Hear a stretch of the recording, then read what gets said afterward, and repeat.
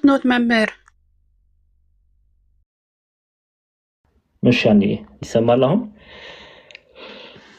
እሺ ዲያቆን ክርስቶፎሮስ ቀሲስ የእግዚአብሔር አምላክ ያክብርልን እጅግ አድርገን እንወዶታለን ዲያቆን ክርስቶፎሮስ እንኳን በሰላም መጡ መልእክት ካለ ድንገት እርሶ መልእክት ያስተላልፉና ካልሆነ ወደ ትምህርታችን እንሂድ መልእክት ካለ ዲያቆን ክርስቶፎሮስ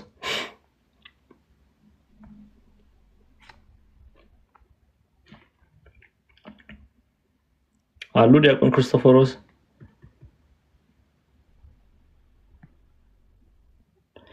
እሺ ምናልባት ኔትወርክ ያስቸገራቸው ሊሆን ይችላል ወይ በኋላ ላይ ትምህርቱ ፍጻሜ ላይ ድምጻቸውን ያሰሙን ይሆናል እሺ ሁላችሁም እንግዲህ ያው ትምህርቱን እየተማራችሁ ሼር ማድረግ አትርሱ ለሌሎች ይዳረስ ዘንድ ሼር እንድታደርጉ አደራ ማለት እንወዳለን በስመ አብ ወወልድ ወመንፈስ ቅዱስ አሐዱ አምላክ አሜን በድጋሚ እግዚአብሔር ቤተሰቦች የነታችን የቅድስት ድንግል ማርያም ወዳጆች በወደደን ስለኛም ራሱን አሳልፎ በሰጠው በጌታችን በመድኃኒታችን በኢየሱስ ክርስቶስ ፍቅር ሁላችሁንም ሰላም እያልኳችሁ እንግዲህ እግዚአብሔር አምላክ በወደደና በፈቀደ መጠን የጀመርነውን የዮሐንስ ራእይ መጽሐፍ ቅዱስ ጥናት ምዕራፍ 5 ፍጻሜውን ዛሬ የምንመለከት ይሆናል እንግዲህ ምዕራፍ 5 በአርብ ዕለት ምዕራፍ 5 ከቁጥር 1 እስከ 4 ያለውን ክፍል በስፋት ተመልክተን ነበር ምናልባት ያመለጣችሁ ሰዎች ልትኖሩ ስለምትችሉ መለስ ብላችሁ የዮሐንስ ራእይ ምዕራፍ 5 ከቁጥር 1 እስከ 4 የተማርነውን ክፍል ተመልከቱት ሙሉ ሐሳቡን ለመረዳት ምዕራፍ 5ን ሙሉ የሆነውን ሐሳብ ለመረዳት ወደ ኋላ መመለስ የተገባ ነውና ያንን እንድታረጉ አደራላለሁ ዛሬ እንግዲህ ከቁጥር 5 ጀምሮ ነው የምንነሳው ጌታችን መድኃኒታችን ኢየሱስ ክርስቶስ ከይሁዳ ነገድ እንደሆነ የሚናገርበት ክፍል እና ያለን የዳዊት ስር ተብሏል የይሁዳ ነገድ ተብሏል በአንበሳ ተመስሏል እነዚህ ነጥቦች ምንን ያሳያሉ በተለይ ቁጥር 5 ላይ ምንን ነው የሚያሳዩት የሚለውን ሐሳብ ያየን ነው ምን ሄደው ቁጥር 5 ምዕራፍ 5 ቁጥር 5 ላይ ከሽማግሌዎቹ አንዱ አታልቅስ እነሆ ከይሁዳ ነገድ የሆነው አንበሳ እርሱም የዳዊት ስር መጽሐፉን ይዘረጋ ዘንድ ሰባቱንም ማህተም ይፈታ ዘንድ ድል ነስቷል አለኝ ይላል እንግዲህ ቅዱስ ዮሐንስ አቡ ቀለምሲስ ቅዱስ ዮሐንስ ወልደ ዘብዴዎስ ምዕራፍ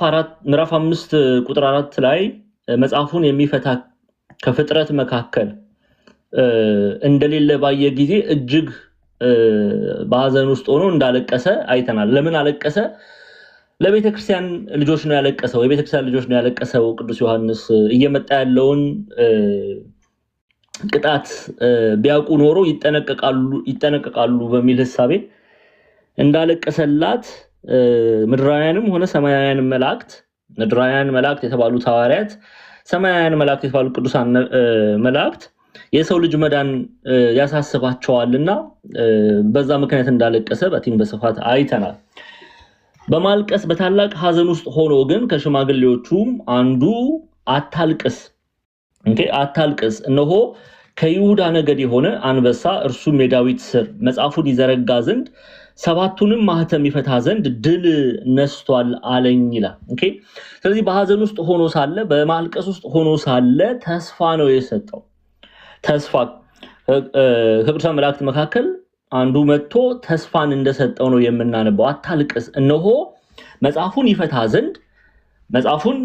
ይፈታ ዘንድ ድል ያደረገ ከይሁዳ ነገድ የሆነ አንበሳ እርሱም የዳዊት ስር መጽሐፉን ይዘረጋ ዘንድ ሰባቱንም ማህተም ይፈታ ዘንድ ድል ነስቷል አለኝ ብሎ ቅዱስ ዮሐንስን ሲያጽናናው ቅዱስ ዮሐንስ አቡ ቀለምሲስን ሲያጽናናው ነው የምናየው ምን ማለት ነው የሚለውን አሁን በስፋት እናያለን ጌታችን መድኃኒታችን ኢየሱስ ክርስቶስ በአንበሳ ተመስሏል ያንን እናያለን ይሄ ከዛ ይሁዳ ነገድ የሚለውን ዳዊት ስር ስለምን ተባለ የሚለውን ነጥቦች እናነሳለን እንግዲህ ሁለት አባቶችን እናነሳለን አይ ቲንክ ከዚህ ወደፊትም ይሄ አንበሳ ጌታችን መድኃኒታችን ኢየሱስ ክርስቶስ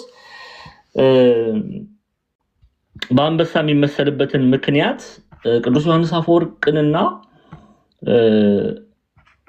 አንዴ ጠብቁኝ መጀመሪያ ቅዱስ ዮሐንስ ከዛ ቅዱስ ቄርሎስ በኢየሩሳሌም ሁለቱን አባቶች ምናይ ይሆናል መጀመሪያ ቅዱስ ዮሐንስ አፈወርቅን እናያለን። As the lion is feared not only when it is awake but also when it is asleep. Okay, in the same way the Lord Jesus is feared not only before the cross but also while he was on the cross. At the very moment of his days he was feared. Days became as nothing for he vanished its power. Okay, ምን ማለት ነው?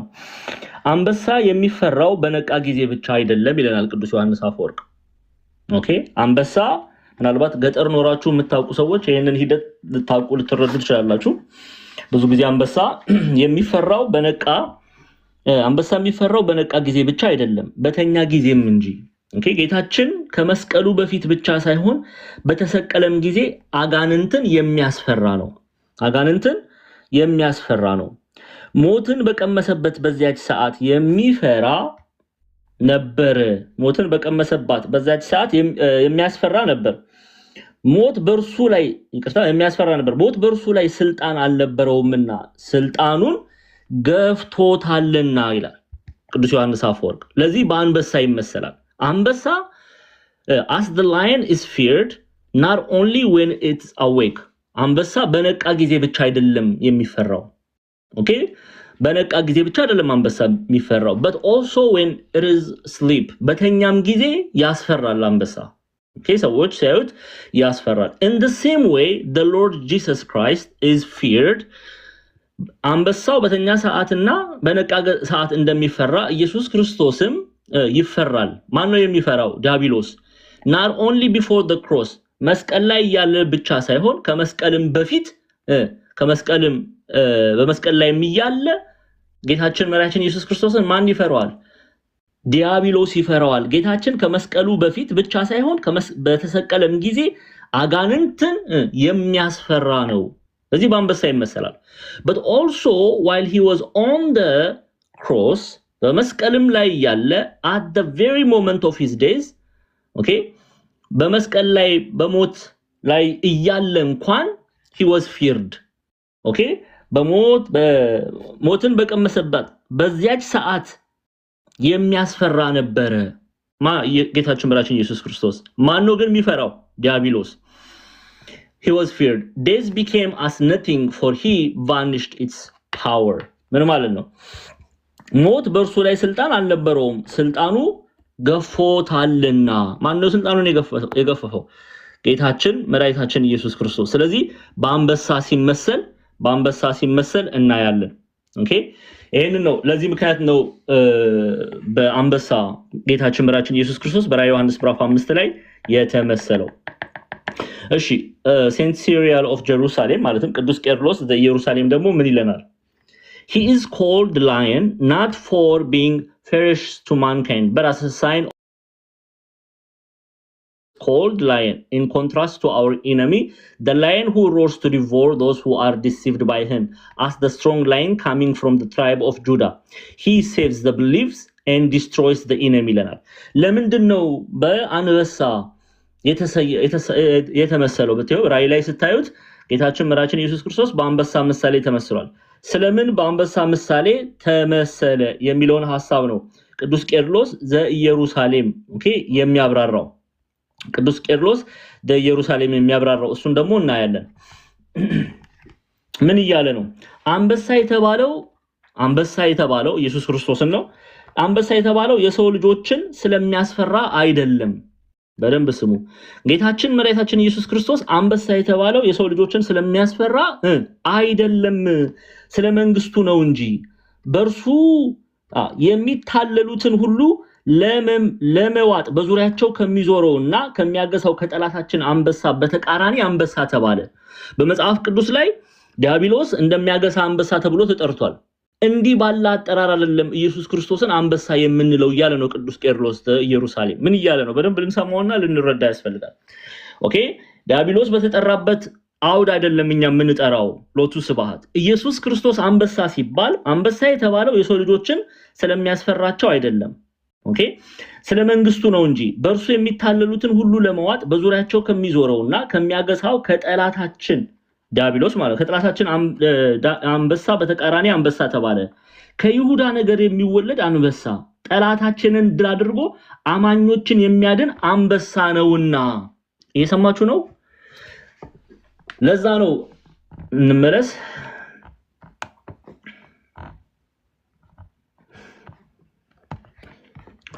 Saint Cyril of Jerusalem, ቅዱስ ቄርሎስ ዘኢየሩሳሌም, he is called lion not for being furious to mankind. Okay? የሰውን ልጅ ስለሚያስፈራ አይደለም አንበሳ የተባለው። but as a sign of his reign, ስለ መንግስቱ ነው። Okay?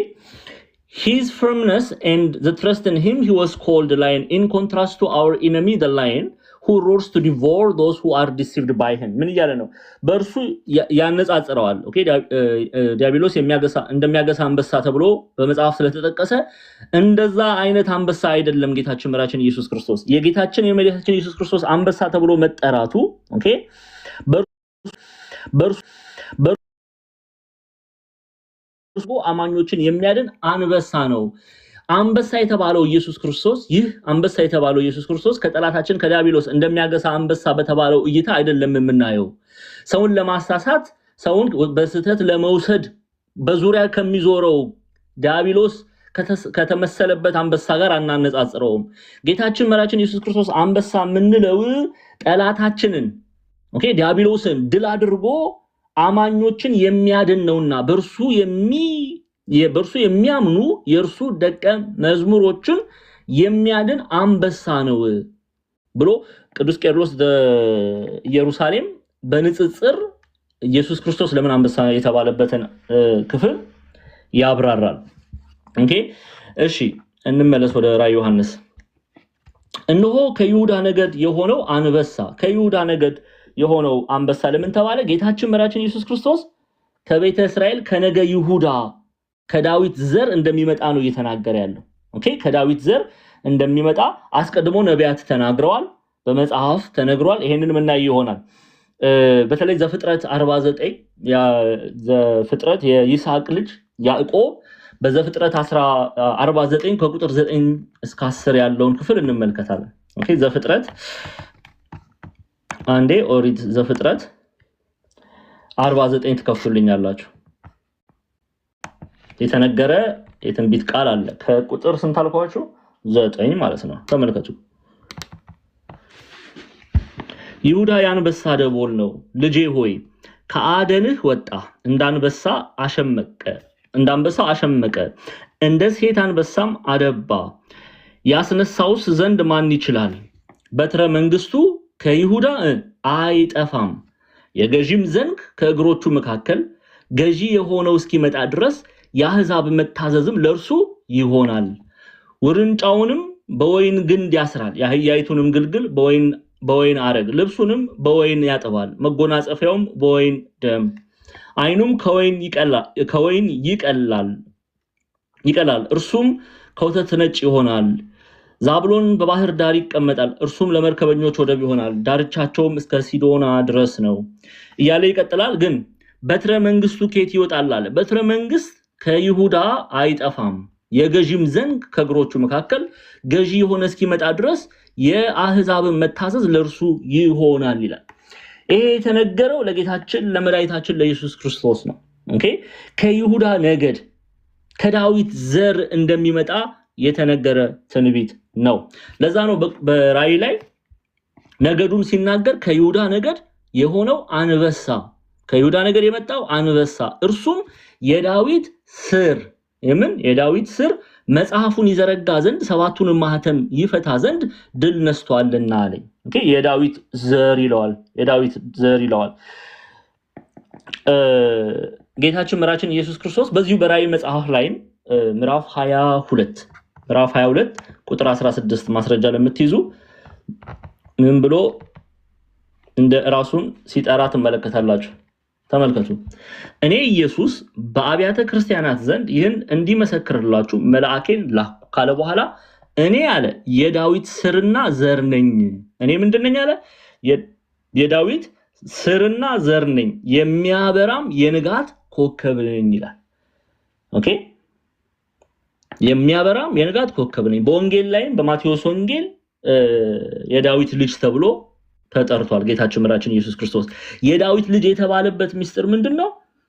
ከዳዊት ዘር እንደሚመጣ ኦኬ የእናታችን የቅድስት ድንግል ማርያም ልጅ መሆኑን ለማጠቀስ ነው። ኦኬ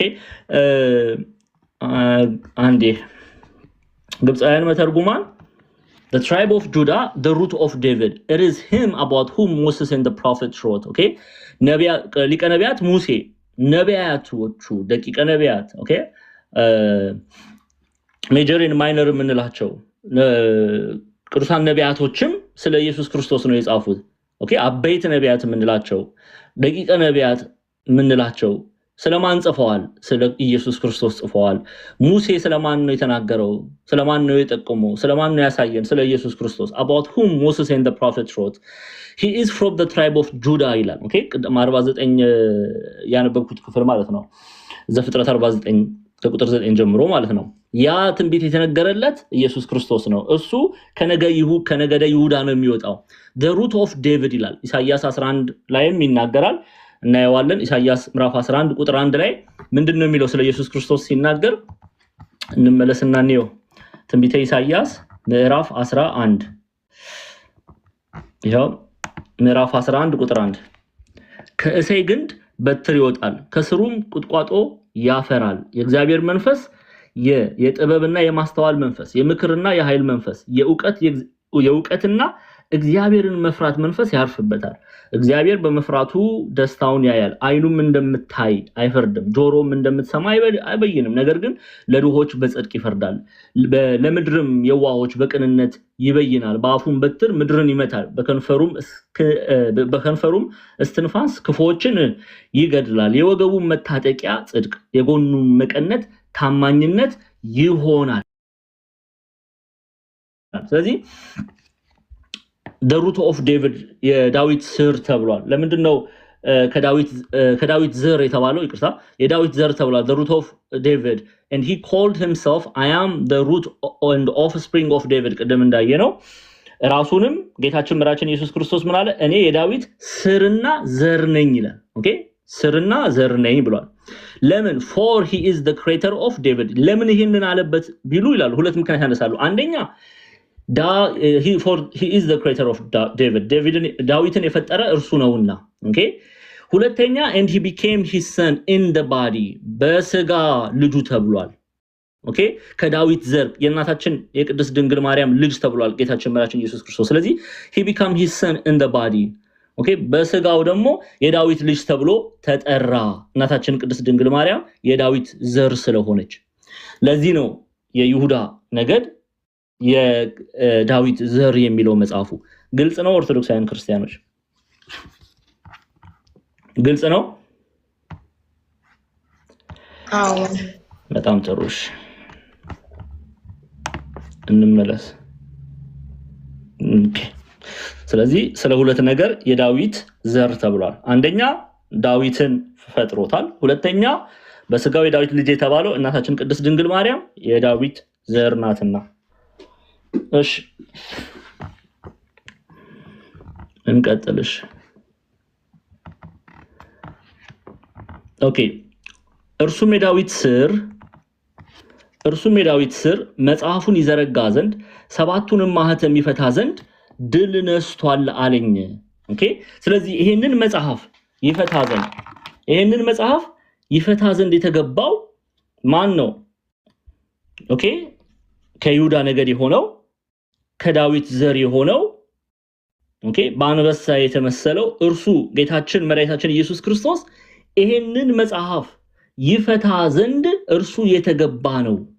ስለዚህ አታልቅስ። ኦኬ ቅዱስ ዮሐንስ ሆይ አትዘን። አቡ ቀለምሲስ ቅዱስ ዮሐንስ ሆይ መጽሐፉን የሚፈታ እርሱ ነው። ከእርሱ ውጪ መጽሐፉን ይፈታ ዘንድ የተገባው ማንም አይደለም እያሉ ነው። ለምንድነው ሰባቱን ማህተም ይፈታ ዘንድ የተባለ? በባለፈው ይሄን አይተናል። ለምንድነው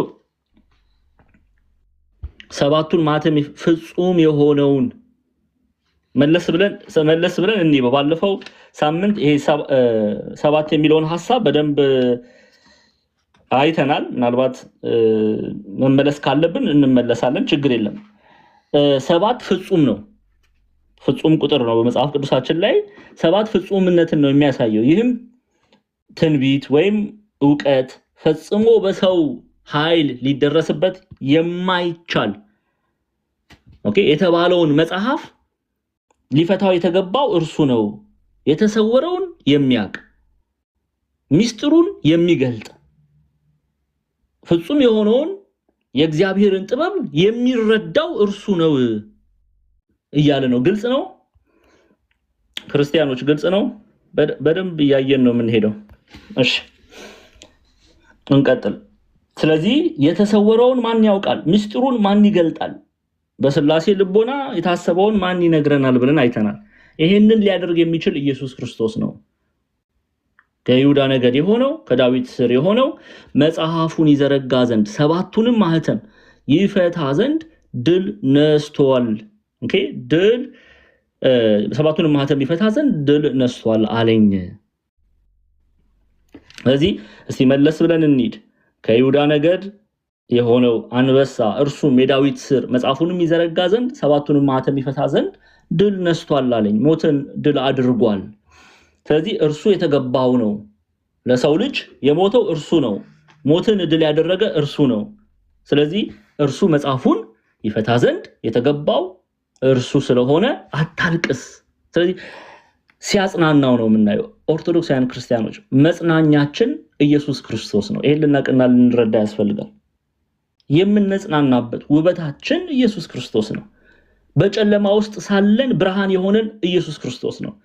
ተስፋ ከኛ ተወስዶ ባለበት ሰዓት ተስፋ የሆነን ኢየሱስ ክርስቶስ ነው። ሕይወትን የሰጠን ኢየሱስ ክርስቶስ ነው።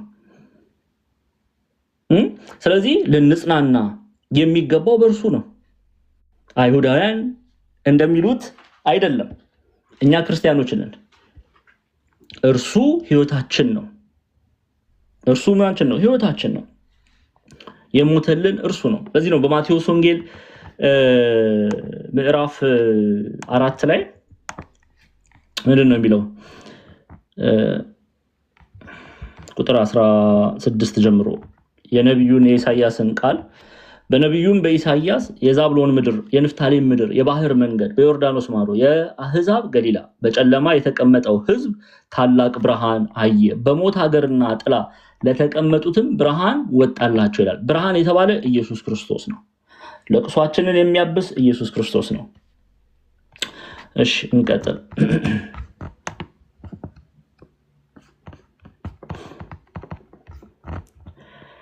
እሺ አሁን ኮሜንት ላይ ግልጽ ከሆነ ምልክት አድርጉልኝና እንቀጥል ወደ ቀጣዩ ቁጥር። ኢየሱስ ክርስቶስ እሱ ጌታ የነገስታት ንጉስ። እሺ ቁጥር ከዚህ በኋላ ምን ሄደው ወደ ቁጥር 6 ነው። እሺ ከዛ በፊት ግን ግልጽ ነው ሁሉ ነገር።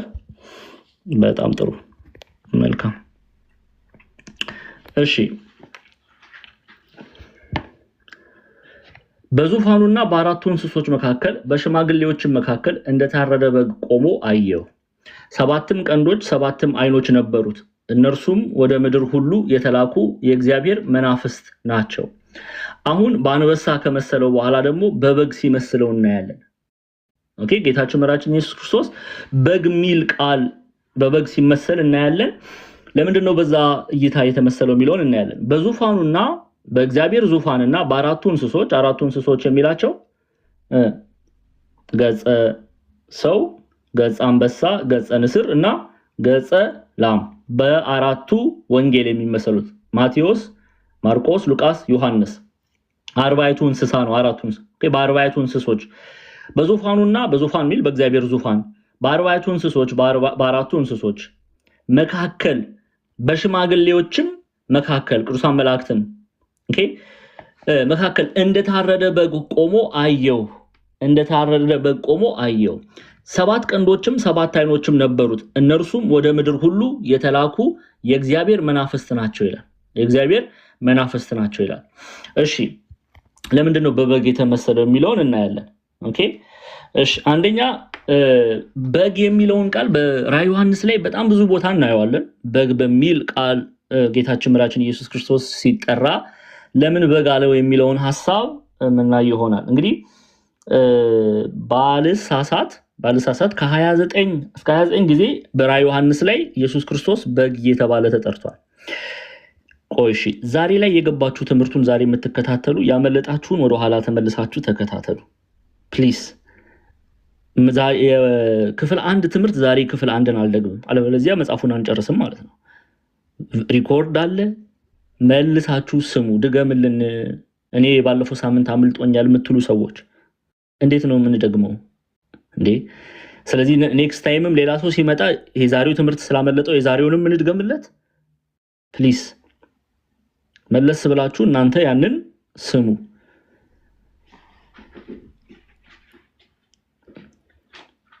ስለዚህ ዛሬ ላይ ቀጥታ እንሂድ። ምዕራፍ ቁጥር 6 ላይ ነው ያለነው። ያመለጣችሁ ምዕራፍ 5ን ግቡና ተማሩ። ኦኬ። እንደታረደ በግ ቆሞ የሚለውን ሐሳብ እንመለከታለን። ኦኬ። መካከል የሚለውን ሐሳብ እንመለከታለን። መካከል ለምን ተባለ? እንደታረደ በግ ለምን ተባለ? የሚሉትን ነጥቦች እናይ ይሆናል።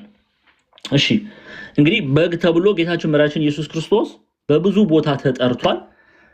በራዕየ ዮሐንስ ላይ ብቻ ባልሳሳት ከ29 ጊዜ በላይ ተጠርቷል። አይ ቲንክ 29 ጊዜ ተጠርቷል። በግ በማለት ማለት ነው፣ በግ በሚል አጠራር።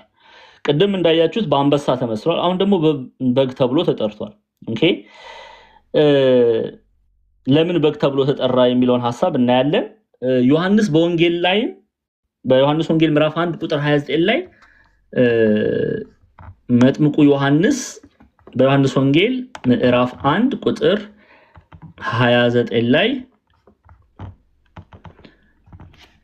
በነገውም ዮሐንስ መጥምቁ ዮሐንስን ነው ኢየሱስን ወደ እርሱ ሲመጣ አይቶ እንዲህ አለ፣ እነሆ የዓለምን ኃጢአት የሚያስወግድ የእግዚአብሔር በግ ብሎ ጠርቶታል። ምን የሚያደርግ? የዓለምን ኃጢአት የሚያስወግድ የእግዚአብሔር በግ ብሎ ጠርቶታል። በኢሳይያስ 53 ላይም ጌታችን መድኃኒታችን ኢየሱስ ክርስቶስ በበግ ተመስሏል። ይኸው ኢሳይያስ 53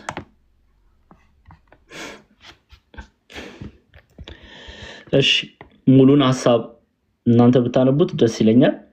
ቁጥር 7 ላይ ተጨነቀም ተሰቃየም አፉንም አልከፈተም፣ ለመታረድ እንደሚነዳ ጠቦት በሸለቶቹ ፊት ዝም እንደሚል በግ እንዲሁ አፉን ምን አላለም? አልከፈተም ይላል።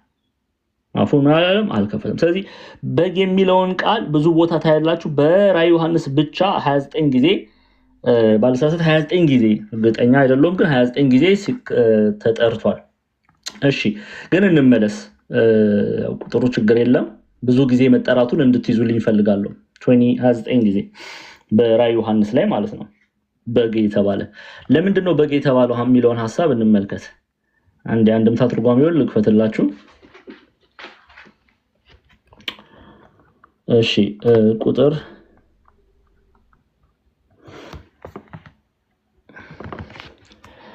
በ24ቱ ሊቃናት መካከል ኦኬ ባሉ በአራቱ ኪሩብ በመንበሩ ላይ ጎኑን እንደተወጋ ያለ በግ አየሁ አለ። ጎኑን የተወጋ በግ አየሁ ምን ማለት ነው? ድል ነስቷልና አንበሳ፣ መስዋዕት ሆኗልና በግ አለው። በግ እንደ ሰውነቱ፣ አንበሳ እንደ አምላክነቱ ይላሉ አባቶቻችን። በበግ የመመሰሉ ሚስጥር በ24ቱ ካህናተ ሰማይ ኦኬ፣ በአርባዕቱ እንስሳ በአራቱ እንስሳት የሚለው አርባዕቱን እንስሳ ነው። 24ቱን ካህናተ ሰማይ የሚናገር ነው ሽማግሌ የሚለው ሐሳብ። ኤኒዌይስ 24ቱ አለቆች በእነርሱ መካከል በአርባዕቱ እንስሳ መካከል ይሄው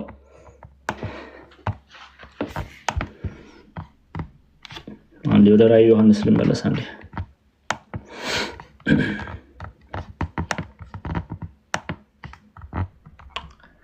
ኦኬ፣ ቁጥር 6 ላይ ነው ያለው። ይሄው በዙፋኑም በአራቱ እንስሶች መካከል በሽማግሌዎችም መካከል እንደታረደ በግ ቆሞ አየሁ። 7 ቀንዶች 7 ዓይኖች ነበሩት። እነርሱም ወደ ምድር ሁሉ የተላኩ የእግዚአብሔር መናፍስት ናቸው ይላል። ስለዚህ አሁን እያየን ያለ ነው ለምን በግ ተባለ? በዙፋኑ ሲል በእግዚአብሔር ዙፋን በአራቱ እንስሳ 40 እንስሳ መካከል በሽማግሌዎቹ መካከል እንደታረደ በግ ቆሞ አየሁ ይላል። እንደታረደ በግ ቆሞ አየሁ። ይሄ አንድምታ ትርጓሜያችንን ላሳያችሁ ምን ብለው እንዳስቀመጡት አባቶቻችን። ለምን በዚህ ቃል ተጠራ?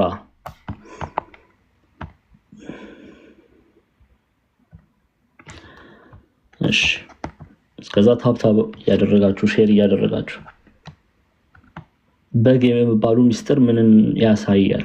ኦኬ በግ የሚባሉ ሚስጥር ምንን ያሳያል?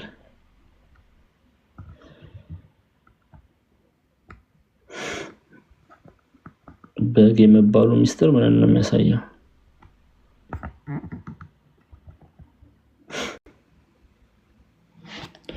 በ24ቱ ሊቃናት መካከል ባሉ በአራቱ ኪሩቤል ላይ ባለ በመንበሩ ላይ ጎኑን እንደተወጋ ያለ በግ አየሁ አለ። ጎኑን የተወጋ በግ አየሁ። ሀተታ በግ መባሉና አንበሳ መባሉን ኢትዮጵያ ሊቃውንት ደግሞ ይላሉ። አንበሳ መስዋዕት ሆኗልና በግ አለው።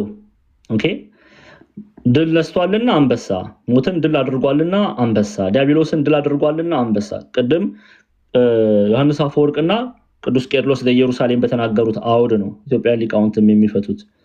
ድል ነስቷልና አንበሳ መስዋዕት ሆኗልና ለሰው ልጆች መስዋዕት ሆኗልና በምን ተመሰለ? በበግ መስዋዕት ሆኗልና በግ አለው። በግ እንደ ሰውነቱ፣ አንበሳ እንደ አምላክነቱ ብለው ሊቃውንቱ ያስቀምጣሉ። እሺ በግ የተባለበት ምክንያት፣ አንበሳ የተባለበት ምክንያት እንዲህ ነው አባቶቻችን የሚያስረዱት። ኦኬ እሺ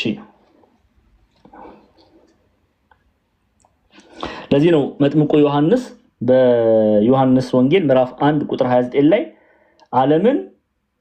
የዓለምን ኃጢአት የሚያስተሰርይ በግ በደሙ ዓለምን ኃጢአት የሚያስተሰርይ ስለሆነ ኢየሱስ ክርስቶስ በግ ተብሎ ተጠርቷል።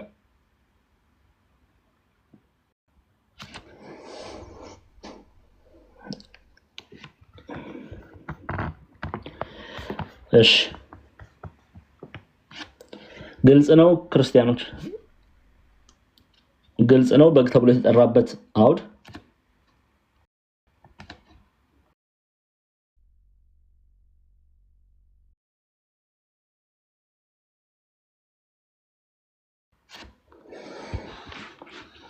ግልጽ ነው አይደለ? እሺ ችግር የለም። እኔ ነገር መደጋገመው ትምህርት ነው፣ እዚህ ለሌላ ጉዳይ አይደለም። ትምህርት እስከሆነ ድረስ በደንብ እንድትረዱልኝ ነው የምፈልገው። በደንብ እንድትረዱልኝ ነው የምፈልገው። እሺ ቪክቶራኒየስ፣ ሊቁ ቪክቶራኒየስ ኦኬ፣ እሳቸውም የሚናገሩት ሐሳብ ምንም ልዩነት የለውም ከኢትዮጵያ ሊቃውንት ጋር ምንም ልዩነት የለውም። እሳቸውም ሞትን ድል ነስቷልና አንበሳ አለው። ደግሞም ለሰው ልጅ ሲል ታርዷልና የታረደ በግ። ለምትጽፉ ሰዎች ነው ይሄንን ኦኬ ሪኮርድ ለምታደርጉ ለምትጽፉ ምንድነው የሚሉት? ሞትን ድል ነስቷልና አንበሳ አለው። ሞትን ድል ነስቷልና አንበሳ አለው። ደግሞም ለሰው ልጅ ሲል ታርዷል የታረደ በግ ሲል ገለጠው ይላሉ ሊቁ ቪክቶሪያኒስ ኦኬ።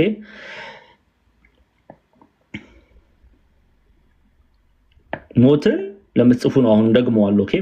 ደግሜ የሚለው የጻፋችሁ እንደሆነ ተስፋ ስለማደርግ ነው። የጻፋችሁ ስለሆነ ተስፋ ስለማደርግ ነው መደጋገመው። ሞትን ድል ነስቷልና አንበሳ አለው። ደግሞ ለሰው ልጅ ሲል ታርዷልና የታረደ በግ እያለ ይገልጠዋል። የታረደ በግ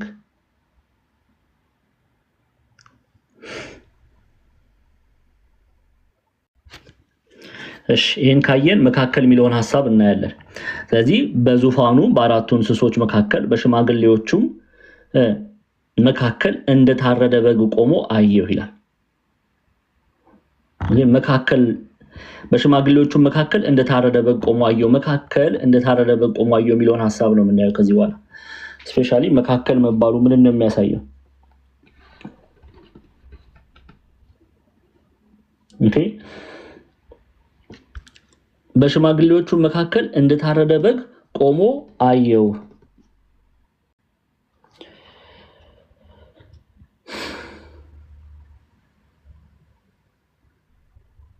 ይሄ የሚያሳየው በሽማግሌዎቹ መካከል እንደታረደ በግ ቆሞ አየው ማለቱን የሚያሳየው ዘላለማዊ አምላክ የመሆኑ ሚስጥር መገለጽ ነው። ኦኬ ዘላለማዊ አምላክ መሆኑን ለመግለጽ ነው።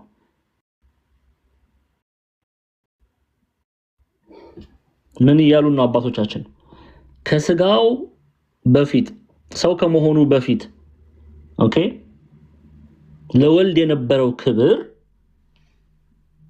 ከስጋዌው በኋላም አልጎደለበትም። በተመሳሳይ ክብር ነው የተገለጠው።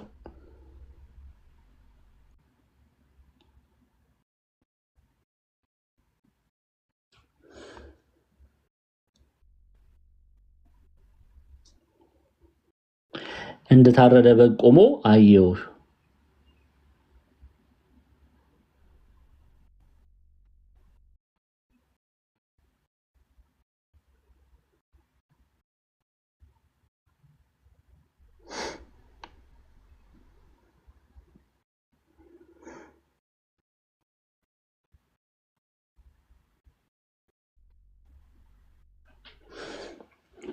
እሺ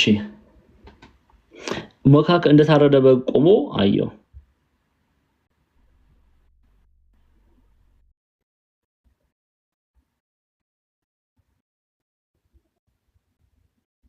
ስለዚህ ይሄ ክፍል የሚያሳየው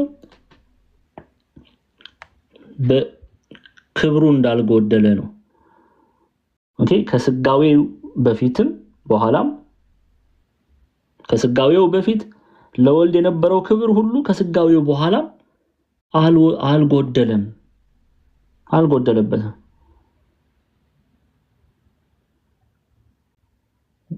እንደታረደ በግ ቆሞ አየሁ የሚለው ሐሳብ ቢሞት እንኳን ሞትን ድል አድርጎ ተነስቷል።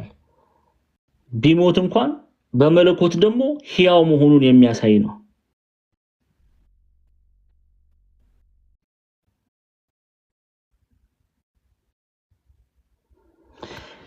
እሺ እንደታረደ በግ ቆሞ አየሁ ይላል። እሺ መካከልና መቆሙ ይሄንን ነው የሚያሳየው። ሰባቱም ቀንዶችና ሰባት አይኖች ነበሩት። ስንት? ሰባት ቀንዶችና ሰባት አይኖች ነበሩት። እነርሱም ወደ ምድር ሁሉ የተላኩ የእግዚአብሔር መናፍስት ናቸው ይላል። እሺ አንዴ እሱን እንይ።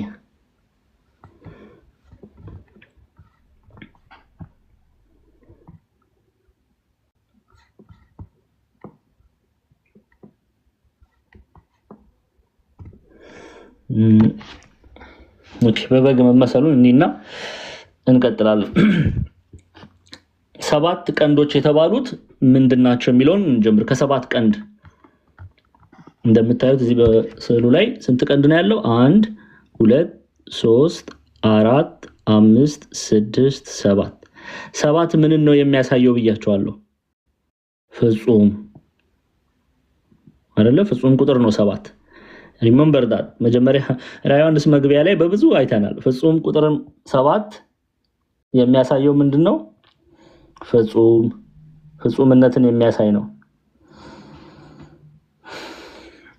እሺ አሁን እንመለስና እሱን ትይዙልኝና ወደ ዮሐንስ መጽሐፍ እንመለስ። ወደ ራዕይ መጽሐፍ ስንት ነው መጀመሪያ ያየው ያለው? ሰባት ቀንዶች። ሰባት ቀንዶች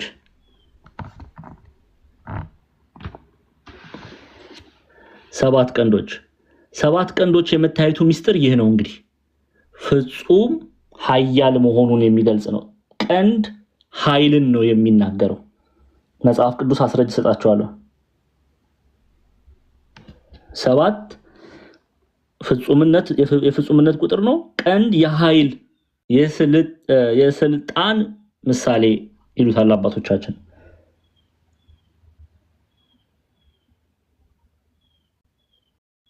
ስልጣንን ነው የሚናገረው።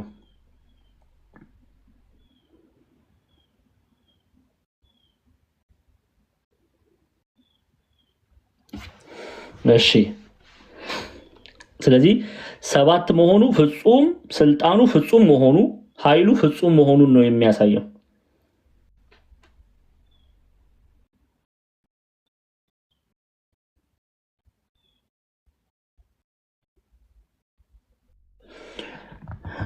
እንደ አንድ ትርጓሜያችንን እንመለከታለን።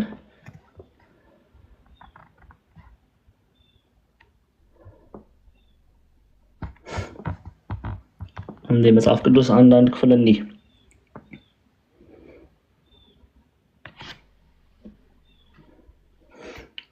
እሺ መጽሐፍ ቅዱስ አስረጅ ልስጣችሁ።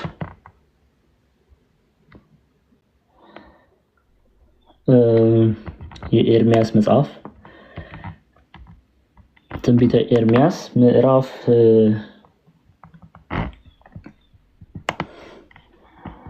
ትንቢተ ኤርሚያስ ምዕራፍ 48 ቁጥር 25 እሺ ምንድነው የሚለው? የሞዓብ ቀንድ ተቆረጠ ክንዱም ተሰበረ ይላል እግዚአብሔር ይላል። የሞዓብ ቀንድ ተቆረጠ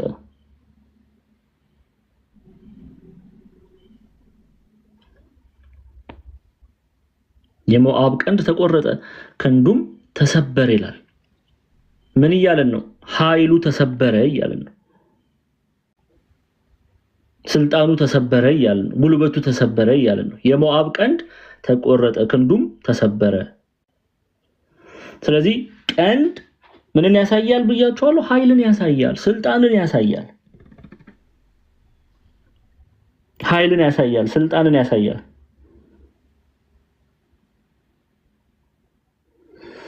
ሌላ መጽሐፍ ቅዱስ ማስረጃ ልስጣችሁ። ሌላ መጽሐፍ ቅዱስ ማስረጃ ልስጣችሁ።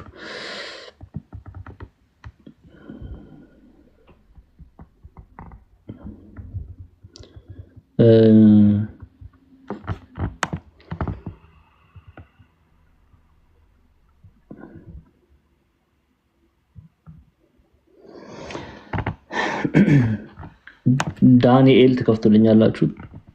የዳንኤልን መጽሐፍ ትንቢተ ዳንኤል እንመለከታለን።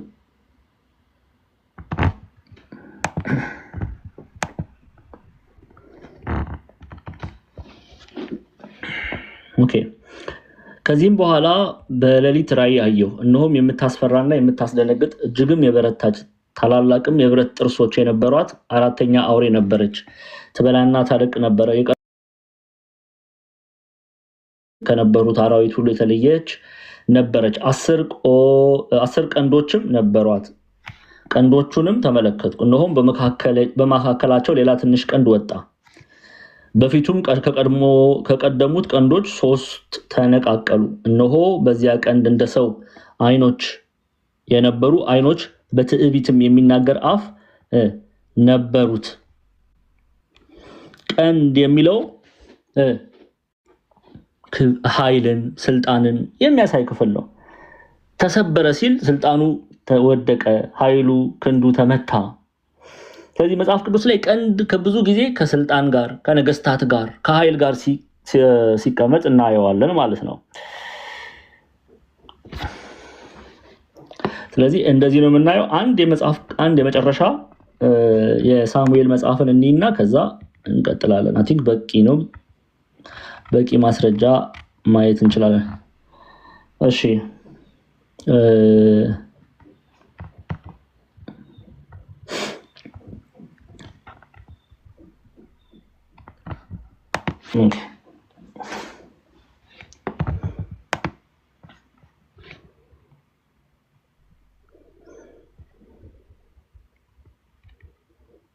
ከዛ በፊት ሌላ አንድ የመጽሐፍ ቅዱስ ክፍል አንድ ይጠብቁኝ፣ አንዴ በደንብ በግልጽ ሐሳቡን ሊያስረዳ የሚችል የመጽሐፍ ቅዱስ ክፍል ልስጣችሁና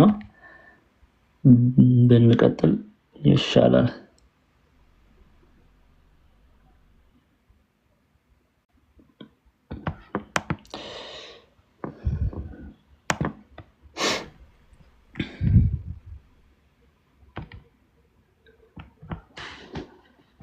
እሺ ይኸው ለላሞች በኩር ግርማ ይሆናል። ቀንዶቹ በአንድ ቀንድ እንዳለው ናቸው። በእነርሱም እስከ ምድር ዳርቻ ያሉትን አህዛብ ሁሉ ምን ይላል? ይወጋል። የኤፍሬም እልፍ አላፍ የምናሴም አእላፋት እነርሱ ናቸው ይላል። ምን ያደርጋል አለ? በቀንዶቹ በእነርሱ እስከ ምድር ዳርቻ ያሉትን አህዛብ ሁሉ ይወጋል። ይሄም ኃይሉን የሚያሳይ ነው። ኦኬ፣ አህዛብን የሚወጋበት ኃይሉን የሚያሳይ ነው። የኤፍሬምም እልፍ አእላፋት የምናሴም አእላፋት እነርሱ ናቸው እያለ በዘዳግም መጽሐፍ ላይ ምዕራፍ 33 ቁጥር 17 ላይ ታያላችሁ። ስለዚህ እዚህ ክፍል ላይ ሰባትም ቀንዶች የተባሉት በጉ ላይ የታዩት ሰባትም ቀንዶች የሚያሳዩት ምን ነው? እነዚህ ሰባት ቀንዶች የጌታችን የመድኃኒታችን ኢየሱስ ክርስቶስን ፍጹም ኃይል፣ ፍጹም ስልጣን የሚናገሩ ናቸው። ፍጹም ኃይል፣ ፍጹም ስልጣን። እሺ ልቀጥል። ከዛስ በኋላ ምን አየ? ሰባት አይኖች ነበሩት ይላል። ሰባት ምን አይኖች ነበሩት? ምን ማለት ነው? አሁንም ሰባት ቁጥር እንዲያው ትምህርቱን ስንጀምር የምታስታውሱ ስለ ሰባት ቁጥር ብዙ ሰዓት ወስጄ ሙሉ ሌክቸር አድርጌያለሁ፣ አስረጅ ሰጥቻቸዋለሁ። ስለዚህ ሰባት ቁጥር ፍጹም ስላችሁ ስለተማርነው እሱን ወደ ማብራራት አልሄድም። ካስፈለገ ግን እሱን ማብራራት እንጀምራለን።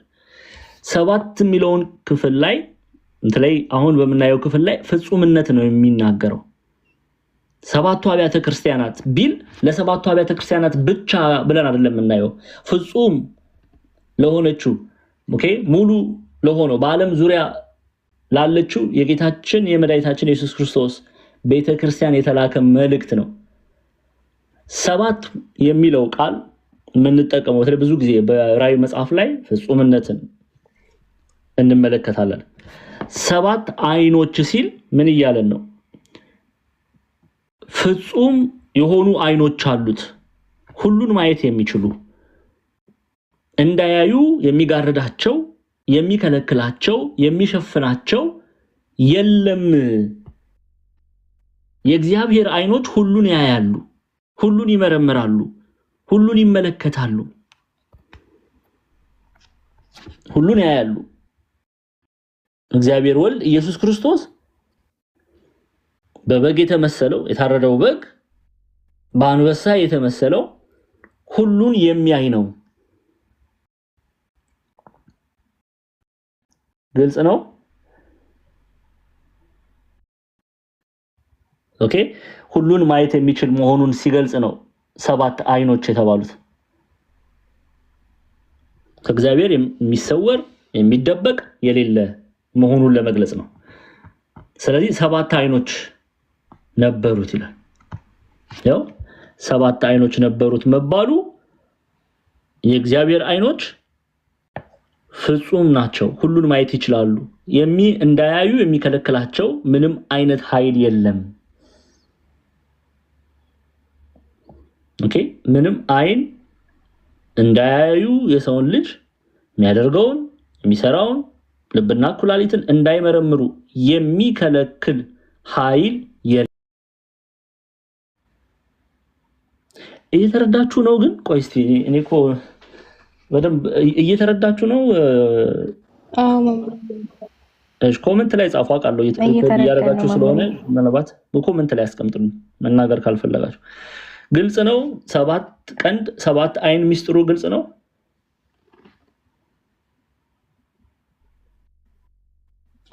እሺ፣ ሰባት ቀንዶች ሰባት አይኖች ነበሩት ካለ በኋላ እነርሱም ወደ ምድር ሁሉ የተላኩ የእግዚአብሔር መናፍስት ናቸው ደግሞ ይላል። እነርሱም ወደ ምድር ሁሉ የተላኩ የእግዚአብሔር መናፍስት ናቸው። ምን እያልን ነው? ሰባት ቀንዶች ሰባት አይኖች ሰባት ፍጹምን ነገር የሚያስረዳ ነው ብለናል። ምን ማለት ነው? እነርሱም ወደ ምድር ሁሉ የተላኩ የእግዚአብሔር መናፍስት ናቸው የተባለው። ይሄን ደግሞ ተመልከቱ።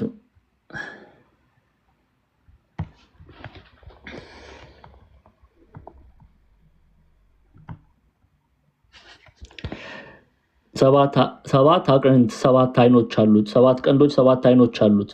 ይሄውም ስራውን በምላት የሚሰራ የእግዚአብሔር ሕይወቱ መንፈስ ቅዱስ ነው። መንፈስ ቅዱስ ነው ይላሉ አባቶቻችን። ኦኬ እግዚአብሔር አምላክ አሁን በደንብ አድርጋችሁ ስሙኝ። የእግዚአብሔር ስራ በዚህ ዓለም በዚህች በምንኖርባት ዓለም የሚሰራው በግብረ መንፈስ ቅዱስ ነው። በመንፈስ ቅዱስ ግብር ነው። ስለዚህ አባቶቻችን ይላሉ ዓለምን ለማንጻት፣ ለመገሰጽ፣ ለማነጽ፣ ለማጽናት መንፈስ ቅዱስ ይጎበኘናል፣ ያድርብናል። ስለዚህ ምን አለ? እነርሱም ወደ ምድር ሁሉ የተላኩ የእግዚአብሔር መናፍስት ናቸው ሲል መናፍስት ናቸው ማለት ነው። ፍጹም የሆነውን መንፈስ ቅዱስ እየተናገረ ነው ያለው። የእግዚአብሔር ስራ የሚሰራው በዚህ ዓለም የሚሰራው በግብረ መንፈስ ቅዱስ መሆኑን ሲገልጽ ነው። የእግዚአብሔር መናፍስት የሚለው መንፈስ ቅዱስ ሙሉ የሆነውን አሉ ሊቃውንቱ። ተመልከቱ።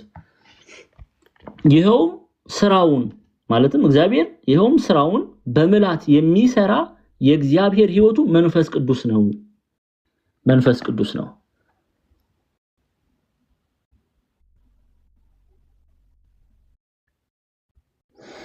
ጌታችን መላችን ኢየሱስ ክርስቶስ እርሱ ሄዶ ማንን ይልክልን ዘንድ ነግሮናል? መንፈስ ቅዱስን ይልክልን ዘንድ ነግሮናል።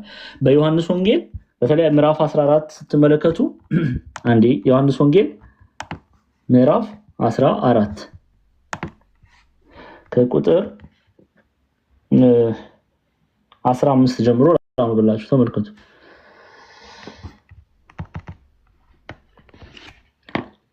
ብትወዱኝ ትእዛዜን ጠብቁ፣ እኔም አብን እለምናለሁ ለዘላለም ከእናንተ ጋር እንዲኖር ሌላ አጽናኝ ይሰጣቸዋል። እርሱም ዓለም የማያየውና የማያውቀው ስለሆነ ሊቀበለው የማይቻለው የእውነት መንፈስ ነው። ነገር ግን ከእናንተ ዘንድ ስለሚኖር በውስጣችሁ ስለሚሆን እናንተ ታውቃላችሁ። ኦኬ። ከዛ ደግሞ ቁጥር 26 ላይ ስትመጡ ይላል ይሄው አብ በስሜ የሚልከው ግን መንፈስ ቅዱስ የሆነው አጽናኝ እርሱ ሁሉን ምን ይላችኋል? ያስተምራችኋል፣ እኔም የነገርኳችሁን ሁሉ ያሳስባችኋል። ስለዚህ ነው በአንድምታ ትርጓሜያችን ላይ እንደምትመለከቱት ይሄውም ስራውን በምላት የሚሰራ የእግዚአብሔር ሕይወቱ መንፈስ ቅዱስ ነው። የእግዚአብሔር ሕይወቱ መንፈስ ቅዱስ ነው። ለዛ ነው 7ቱ ቀንዶች የእግዚአብሔር ኃይል ስልጣን ብለናል። 7ቱ አይኖች ፍጹም የሆኑ አይኖች እንዳሉት እግዚአብሔር አምላክ እንዳያይ እንዳይመለከት የሚጋርደው ኃይል እንደሌለ የምናይበት ክፍል ነው። ነበሩት ካለ በኋላ እርሱም ወደ ምድር ሁሉ የተላኩ የእግዚአብሔር መናፍስት ናቸው ሲል ምን እያለን ነው? እግዚአብሔር አምላክ ስራውን ፍጹም የሆነው ሙሉ የሆነውን ስራውን የሚሰራው ይሄውም ስራው በምላት የሚሰራ የእግዚአብሔር ሕይወቱ መንፈስ ቅዱስ ነው ብለው ሊቃውንቱ ያስቀምጣሉ።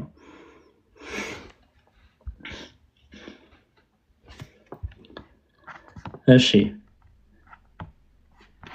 ቁጥር 7 ላይ ነው ያለው።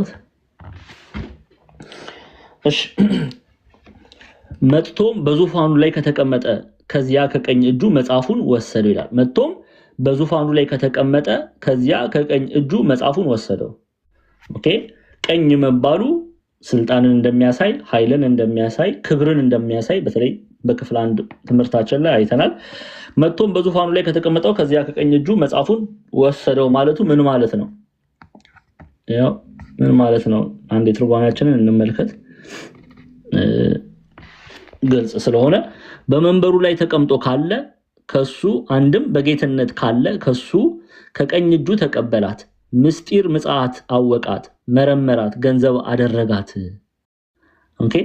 ተቀበለ፣ አወቀ፣ መረመረ፣ ገንዘብ አደረገ ተብሎ ነው የሚተረጎመው። በመንበሩ ላይ ተቀምጦ ካለ ከሱ አንድም በጌትነት ካለ ከሱ በቀኝ እጁ ተቀበላት፣ ምስጢር ምጽአት አወቃት፣ መረመራት፣ ገንዘብ አደረጋት። ተቀበላት የሚለው ሐሳብ ገንዘብ አደረጋት፣ ምስጢር አደረጋት፣ አወቃት ብለው ይተረጉሙታል መተርጉማን።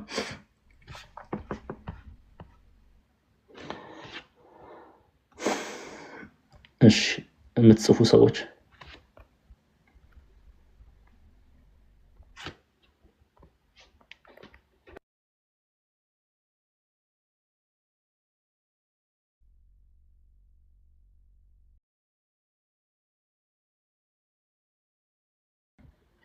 እሺ እንቀጥል።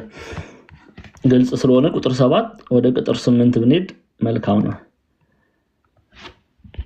መጽሐፉንም በወሰደ ጊዜ አራቱ እንስሶች 24ቱ ሽማግሌዎች በበጉ ፊት ወደቁ። ኦኬ መጽሐፉን ምን ባደረገ? መጽሐፉን በወሰደ ጊዜ። ወሰደ የሚለው ቃል ምንድነው ብለን የምናየው? ገንዘብ አደረገው ብለን ነው የምናየው። የራሱ አደረገው ብለን ነው የምናየው። መጽሐፉን ቅድም እንዳየነው በትርጓሜ ላይ ምስጢር ምጽአት አወቃት፣ መረመራት፣ ገንዘብ አደረጋት ብለን ነው። ያችን መጽሐፍ በተቀበለ ጊዜ ምስጢረ ምጽአት ባወቃት፣ በመረመራት፣ ገንዘብ ባደረጋት ጊዜ ኦኬ 24ቱ ይሄው መጽሐፉን በወሰደ ጊዜ አራቱ እንስሶችና አራቱ እንስሶች የሚለው አርባይቱ እንስሳ ነው። ገጸ ሰው፣ ገጸ ንስር፣ ገጸ አንበሳ፣ ገጸ ላም በወሰደ ጊዜ አራቱ እንስሶችና 24ቱ ሽማግሌዎች ኦኬ 24ቱ ካህናተ ሰማይ በበጉ ፊት ወደቁ። በጉ የተባለ ማን ነው? ኢየሱስ ክርስቶስ እግዚአብሔር። በእርሱ ፊት ወደቁ። ለምን? መጽሐፉን ያውቅ ዘንድ ገንዘብ ያደርግ ዘንድ ለእርሱ ተሰጥቷልና። ኦኬ በበጉ ፊት ወደቁ። መጽሐፉንም በወሰደ ጊዜ አራቱ እንስሶች 24ቱን ሽማግሌዎች በበጉ ፊት ወደቁ። ቅዱሳን መላእክት ለጌታችን ለመድኃኒታችን ለኢየሱስ ክርስቶስ በእርሱ ፊት ወደቁ፣ ክብርን ሰጡ። እያንዳንዳቸውም በገናንና የቅዱሳንን ጸሎት የሆነ ዕጣን የሞላበት የወርቅ ዕቃ ያዙ ይላል። እሺ ቁጥር 8ን እንይ አንዴ።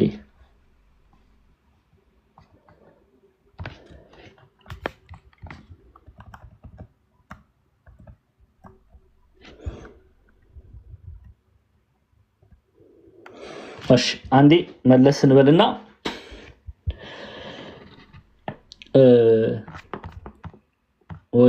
በጉ ላይ የታዩት ቀንዶች፣ አይኖች ደግመን እነሱን አይተን እንቀጥላለን ማለት ነው። ግብፃውያን መተርጉማን having 7 horns ወይም 7 ቀንዶች የተባሉ ምንድናቸው? the horns point to power የእግዚአብሔርን ኃይል የሚናገር ስልጣንን የሚናገር ነው። and the 7 is the sign of fullness of power okay የኃይሉን ፍጹምነት የምናይበት ነው። ግልጽ ነው አይደለ? የኃይሉን ፍጹምነት የምናይበት ነው። having 7 eyes which are the 7 spirits of God sent to all the earth which is having the Holy Spirit his spirit which he sent to the church to guide her መንፈስ ቅዱስን የሚናገር ክፍል ነው። ቅድም እንዳየነው እግዚአብሔር አምላክ ወደዚህ ምድር መንፈስ ቅዱስን ልኮ መንፈስ ቅዱስ የሚመራ የሚያነጻ የሚጠብቅ 7 መባሉ ግብሩ ስራው ፍጹም ሙሉ መሆኑን ለማስረዳት ነው። እነዚህ ነጥቦች ልናቅ ያስፈልጋል። ከዛ እንቀጥል።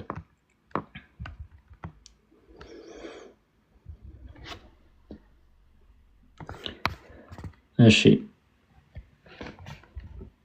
ቁጥር 8 ላይ መጽሐፉን በወሰደ ጊዜ አራቱ እንስሶች 24ቱ ሽማግሌዎች በበጉ ፊት ወደቁ።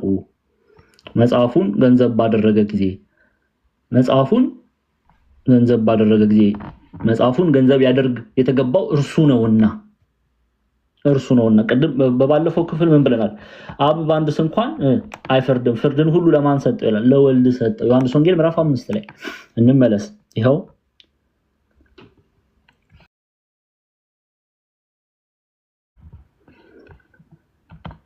ዮሐንስ ወንጌል ምዕራፍ 5 ነው። እሺ ቁጥር 23 22 23 አብራችሁ አንብቡት። ሰዎች ሁሉ አብን እንደሚያከብሩት ወልድን ያከብሩ ዘንድ ፍርድን ሁሉ ለወልድ ሰጠው እንጂ አብ በአንድ ሰው ስም እንኳን አይፈርድም። ወልድን የማያከብር የላከውን አብን አያከብርም። ኦኬ።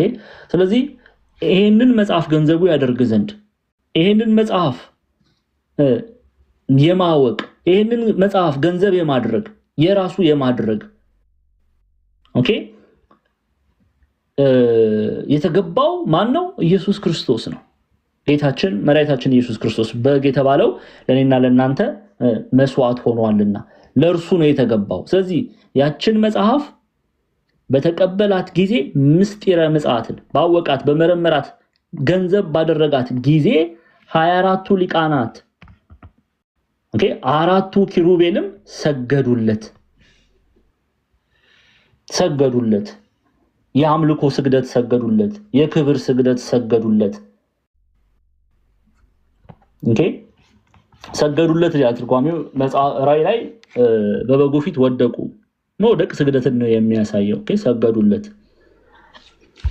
ቅዱሳን መላእክት ተንበረከኩለት። ለማን? ለጌታችን ለመድኃኒታችን ለኢየሱስ ክርስቶስ። ምን ብለው ነው የሰገዱለት? ምን ብለው ነው የተንበረከኩለት? በኋላ ላይ የምናየው ክፍል ይሆናል ማለት ነው። ቁጥር 13 ላይ ስንደርስ ከዛ እያንዳንዳቸውም በገናንና የቅዱሳን ጸሎት የሆነ ዕጣን የሞላበት የወርቅ ዕቃ ያዙ። ኦኬ ምስጋናን ሊያቀርቡ ነው። አሁን በሰማይ ያሉ ቅዱሳን መላእክት ለማን ነው ምስጋናን የሚያቀርቡት? ለማን ነው አምልኮን የሚያቀርቡት? ለኢየሱስ ክርስቶስ። ስለዚህ 24ቱ ሊቃናት አራቱ ኪሩቤልም ሰገዱለት። ጽዋ መሰንቆ አንድ ወገን፣ ዕጣን መዝሙር አንድ ወገን፣ ጽሩይ ምስጋና የሚያመሰግኑበት አንደበት በተፈጥሮ ገንዘብ አድርገዋል።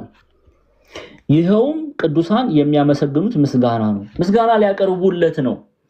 በገና ዕጣን አነሱ የሚለው እነዚህ እግዚአብሔርን የምናመሰግንባቸው ስለሆነ በገናና ዕጣንን አነሱ። ተመልሰን እንየው። እያንዳንዳቸው በገናንና የቅዱሳን ጸሎት የሆነ ዕጣን የሞላበት የወርቅ ዕቃ ያዙ። ይሄ ደግሞ ለእግዚአብሔር የሚቀርብ መስዋዕት ነው። ኦኬ ለእግዚአብሔር የሚቀርብ መስዋዕት ነው። መዝሙር 141 ከቁጥር 2 ላይ አንዴ እንክፈትና መዝሙረ ዳዊት 141 ከቁጥር 2 ያው ሚላል አቤቱ ወደ አንተ ጮህ ስማኝ፣ ወደ አንተ ስጮህም የልመናዬን ቃል አድምጥ፣ ጸሎቴንም በፊት እንደ ዕጣን ተቀበልልኝ፣ እጅ መንሳቴም እንደ ሰርክ መስዋዕት ትሁን። ስለዚህ ለምንድን ነው በገናና ዕጣን ያነሱት? ምስጋናችንን ተቀበል፣ መስዋዕታችንን ተቀበል፣ ያንደበት መስዋዕታችንን ተቀበል ሲሉ ምን አደረጉ? 24ቱም ሊቃነ ካህናት አራቱ ኪሩቤልም ሰገዱለት። ጽዋ መሰንቆ አንድ ወገን፣ ዕጣን መዝሙር አንድ ወገን፣ ጽሩይ ምስጋና የሚያመሰግኑበት አንደበት በተፈጥሮ ገንዘብ አድርገዋል። ይኸውም ቅዱሳን የሚያመሰግኑት ምስጋና ነው። ስለዚህ መስዋዕት አቀረቡለት።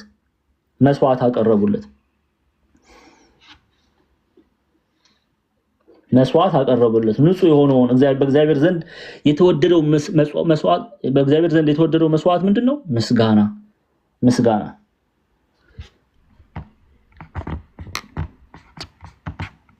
እንመለስ። በራእይ መጽሐፍ ምዕራፍ 5 ስለዚህ መጽሐፉንም በወሰዱ ጊዜ አራቱ እንስሶች 24ቱ ሽማግሌዎች በበጉ ፊት ወደቁ። እያንዳንዳቸውም በገናና የቅዱሳን ጸሎት የሆነ ዕጣን የሞላበት የወርቅ ዕቃ ያዙ። መስዋዕት እያቀረቡለት ነው፣ እያመሰገኑት ነው እግዚአብሔር አምላክን። ኦኬ ስለዚህ እዚህ ላይ አንድ የምንረዳው ነገር እቺ ቤተክርስቲያን እቺ ህብረት በቅዱሳን በሰማይ ያለችው ህብረት በምድር ላይም እናያታለን። በቤተክርስቲያን አባቶቻችን እግዚአብሔርን በምስጋና በቅዳሴው፣ በሰዓታቱ፣ በማህሌቱ፣ በዝማሬው መስዋዕት ሲያቀርቡለት እንመለከታለን። ቁጥር 10 ላይ ያሉት መጽሐፉን ትወስደው ዘንድ ማህተሞቹን ትፈታ ዘንድ ይገባሃል። አያችሁ፣ መጽሐፉን ምን እያሉ ነው ያመሰገኑት? ምን እያሉ ነው የዘመሩት? ምን እያሉ ነው የከንፈር መስዋዕት ያቀረቡለት? አሁን ምስጋናቸውን የምናይበት ክፍል ነው ማለት ነው። ኦኬ፣ ምን እያሉ አመሰገኑት? ምን እያሉ ዘመሩለት? ምን እያሉ ተቀኙለት? ምን እያሉ መስዋዕት አቀረቡ? ያን ነው የምናየው። ለማን? ለበጉ። ኦኬ፣ ለወልደ እግዚአብሔር። እሺ፣ ያን አሁን ቃል በቃል ነው የምናየው ማለት ነው። መጽሐፉን ትወስድ ዘንድ ማህተሞቹንም ትፈታ ዘንድ ይገባሃል። መጽሐፉን ትወስድ ዘንድ ማህተሞቹን ትፈታ ዘንድ ይገባሃል።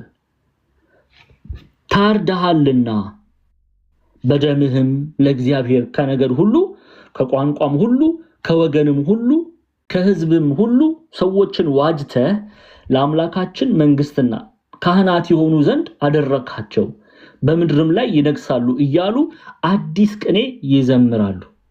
አሁን አዲስ ቅኔ ይዘምራሉ የሚለውን ሐሳብ ከዛ በኋላ መጽሐፉን ትወስድ ዘንድ ማህተሞቹን ትፈታ ዘንድ እነዚህ የሚሉትን በነጥብ እናያለን።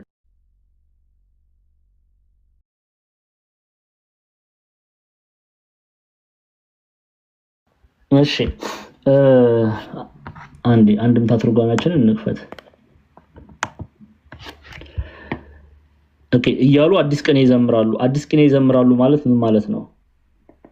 አዲስ ቅኔ ይዘምራሉ ማለት ምን ማለት ነው የሚለውን ሐሳብ ነው የምናየው። እሺ፣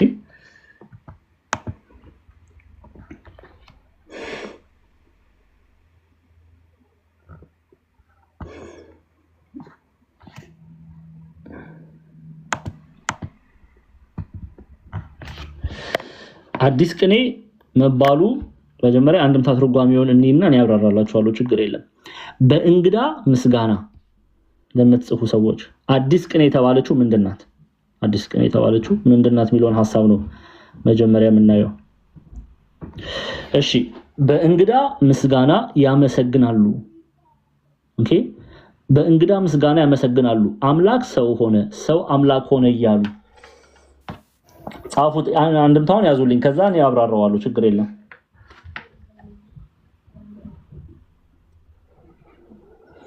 አዲስ ምስጋና ማለት በእንግዳ ምስጋና ያመሰግናሉ። አምላክ ሰው ሆነ፣ ሰው አምላክ ሆነ እያሉ አዲስ ምስጋና የተባለው አዲስ ለሆነ ነገር የሚቀርብ ምስጋና ይላሉ መምህራን። አዲስ ለሆነ ነገር የሚቀርብ ምስጋና። ይሄ አዲስ የሆነው ነገር ምንድነው? አምላክ ሰው አምላክ። ይሄ እንግዳ የሆነ ምስጋና ነው። ይሄ አዲስ የሆነ ምስጋና ነው። አዲስ የሆነ ነገር ነው። ኦኬ፣ እግዚአብሔር አምላክ ለፍጥረቱ ያደረገው አዲስ የሆነ ነገር ፍጹም የሆነ ፍቅር ነው። ይሄ ፍቅር ምንድነው?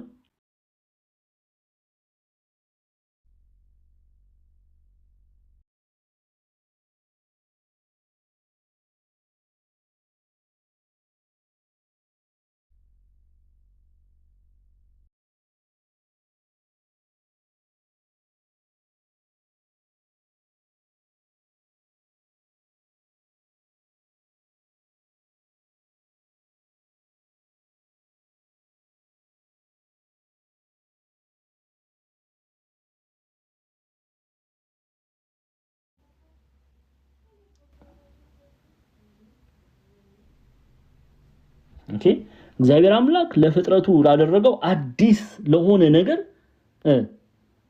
ምስጋና ያቀርባሉ። ለዚህ ነው በእንግዳ ምስጋና ያመሰግናሉ። አምላክ ሰው ሆነ፣ ሰው አምላክ ሆነ እያሉ አይሰማም እንዴ?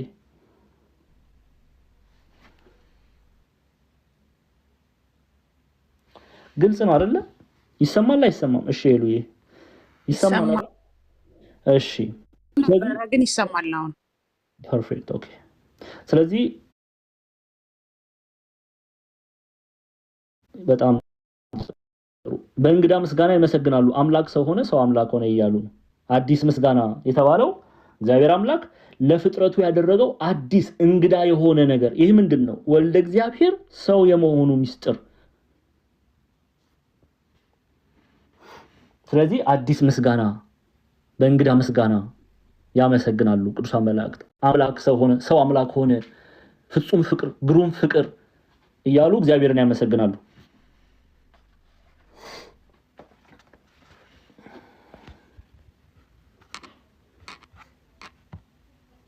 ስለዚህ አሁን ምን አይነት ምስጋና ነው ይሄው? መጽሐፉን ተወስድ ዘንድ ማህተሞቹንም ትፈታ ዘንድ ይገባሃል። ምን ማለት ነው? የተሰወረውን ታውቅ ዘንድ፣ ሚስጥሩን ትገልጥ ዘንድ፣ ፍጹም የሆነውን በስላሴ ልቦና ይላሉ መምህራን፣ ኢትዮጵያውያን መምህራን፣ በስላሴ ልቦና የታሰበውን ታውቅ ዘንድ፣ ትረዳ ዘንድ፣ ትገልጥ ዘንድ ይገባሃል። ካንተ ውጪ ይህን ሊያደርግ የተገባው ማንም የለም። መጽሐፉን ትወስድ ዘንድ ማህተሞቹን ትፈታ ዘንድ ይገባሃል። ካንተ ከእግዚአብሔር ውጪ ይህን ሊያደርግ የተገባው ማንም የለም። ማን ነው ይሄ? ኢየሱስ ክርስቶስ። ለዚህ ነው መጽሐፉን ትወስድ ዘንድ ማህተሞቹን ትፈታ ዘንድ ይገባሃል።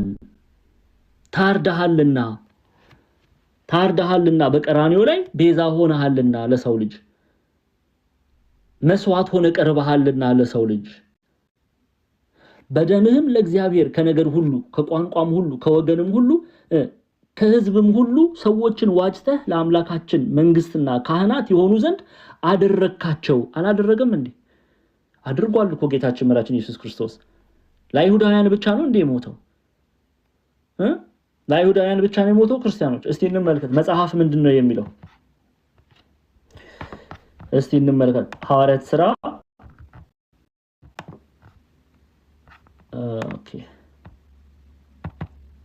ኦኬ ኢንተርኔት ጠፍቶ ነው አንዴ።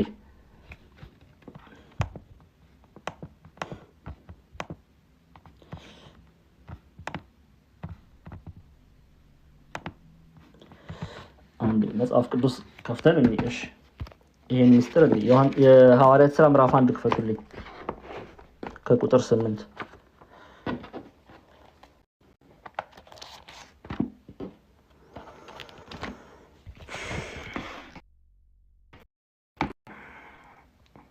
አላችሁ አይደለ? ይሰማል?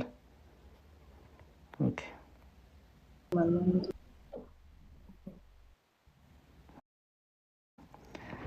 ተንጠባጠባችሁ ምንድነው?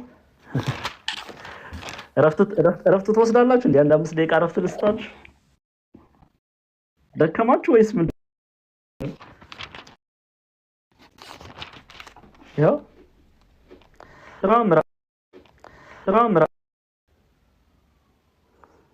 መንፈስ ቅዱስን በእናንተ ላይ በወረደ ጊዜ ኃይልን ትቀበላላችሁ። በኢየሩሳሌም በይሁዳም ሁሉ በሰማርያም እስከ ምድር ዳርም ድረስ ምስክሮቼ ትሆናላችሁ አለ። ማን ነው ያለው ይሄንን? ጌታችን መድኃኒታችን ኢየሱስ ክርስቶስ። ሰብስቦ ወንጌልን ቤት ስበኩ አላቸው። ይሄው በይሁዳ በኢየሩሳሌም ብቻ አይደለም ታሉት። በተሰበሰቡ ጊዜ ጌታ ሆይ በዚህ ወራት ለእስራኤል መንግስት ትመልሳለህን ብለው ጠየቁት። እርሱም አብ በገዛ ስልጣኑ ያደረገውን ወራትና ዘመናት ታውቁ ዘንድ ለእናንተ አልተሰጣችሁም። ነገር ግን መንፈስ ቅዱስ በእናንተ ላይ በወረደ ጊዜ ኃይልን ትቀበላላችሁ። በይሁዳም ከዛስ በሰማርያም ከዛ ደግሞ እስከ ዳርም ድረስ ምስክሮቼ ትሆናላችሁ። ምድር ዳርም ድረስ የሚለው አሕዛብን ነው። ግሪክ፣ ሮም። የእግዚአብሔር የመንግስቱ ወንጌል በዓለም ዙሪያ ይነገራል ማለት ነው። ወንጌል በዓለም ዙሪያ ይነገራል ማለት ነው። ወንጌል በዓለም ዙሪያ ይነገራል ማለት ነው። በዓለም ዙሪያ ይነገራል ማለት ነው። ምን አለ? ምን ብለው አመሰገኑ? መጽሐፉን ትወስድ ዘንድ ማህተሞቹንም ትፈታ ዘንድ ይገባሃል። ታርደሃል በደምህም ለእግዚአብሔር ከነገር ሁሉ አያችሁ፣ ከነገር ሁሉ ከቋንቋም ሁሉ ከወገንም ሁሉ ህዝብን ሁሉ ሰዎችን ዋጅተህ ለአምላካችን መንግስት ለካህናት የሆኑ ዘንድ አደረግካቸው። በምድር ላይም ይነግሣሉ።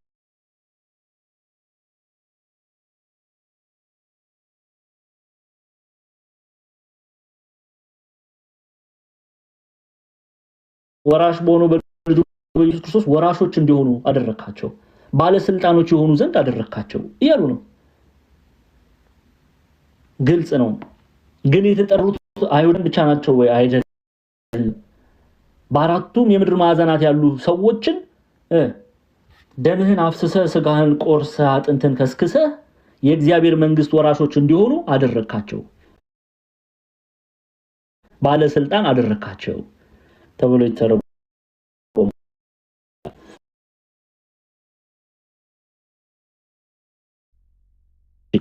አሁን ከቁጥር አሁን አየሁም ማለት ቅዱስ ዮሐንስ ተመልከቱ። በዙፋኑም በእንስሶቹም በሽማግሌዎቹም ዙሪያ የብዙ መላእክት ድምጽ ሰማሁ። ቁጥራቸውም አእላፋት ጊዜ አእላፋት ሺህ ጊዜ ሺህ ነበር ይላል። አእላፋት ጊዜ አእላፋት ሺህ ጊዜ ሺህ ነበር መባሉ የሚያሳየው ብዙ ቁጥርን ነው። ብዙ ሰማያውያን ቅዱሳን መላእክት መሆናቸውን ለመግለጽ ነው።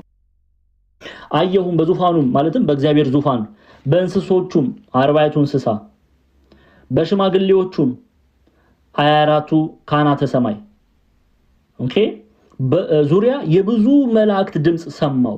ብዙ መላእክት ድምጽ ሰማው። ቁጥራቸው አእላፋት ጊዜ አእላፋት ሺህ ጊዜ ሺህ ነበረ። ብዙ ቁጥር እንደሆነ ለመግለጽ የገባ ክፍል ነው።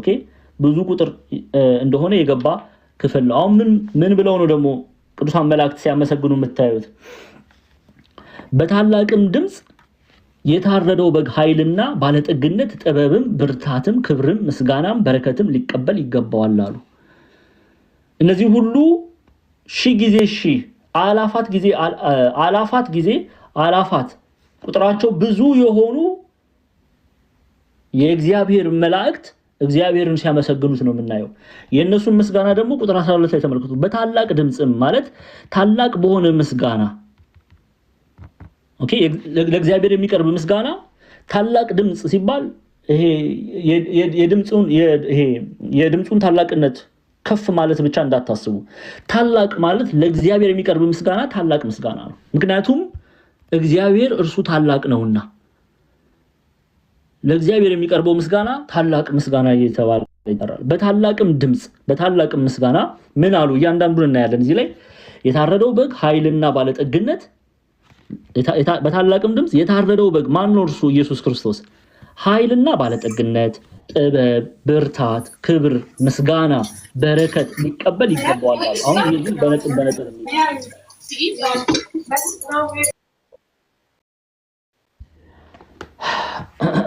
እሺ በነጥብ እንይ ማለት ነው። እያንዳንዳቸው ምን አይነት ምስጋና ነው ያቀረቡት? ግብፃውያን ሊቃውንት፣ ኢትዮጵያውያን ሊቃውንት እነዚህን በተመሳሳይ ሐሳብ ያብራራሉ ማለት ነው። እያንዳንዱን እናያለን። ለምሳሌ ምንድነው የመጀመሪያው? አሁን 3 ክፍል እናያለን። ይሄን ምስጋና እያቀረቡ ነው። ለማን ነው የሚያቀርቡት? ለበጉ ነው። በጉ ማን ነው? ኢየሱስ ክርስቶስ ነው። እነዚህ 24ቱ ካህናተ ሰማይ አንደኛ 24ቱ ካህናተ ሰማይ 40ቱ እንስሳ ምስጋና እያቀረቡ ነው። ቤተክርስቲያን ከሰራዊት መላእክት ጋር ምስጋና መላው በዓለም ዙሪያ ያለው ፍጥረት የሚያቀርበውን ምስጋና ነው የምናየው። አሁን በደንብ ስሙ። እሺ ቃል በቃል አንዴ ጠብቁኝ በደንብ እንድትረዱ። የግብፃውያን ሊቃውንት ያስቀመጡት እያንዳንዱ ምስጋና ከኢትዮጵያ ሊቃውንት ጋር ዲፈረንስ የለውም፣ ልዩነት የለውም፣ አንድ አይነት ነው። ስለዚህ ቃል በቃል እያየን እንሄዳለን ማለት ነው ስለ ምስጋናው። እሺ አንዴ ራዕየ ዮሐንስን እዚህ ጋር ላውጣላችሁ፣ ታገሱኛ።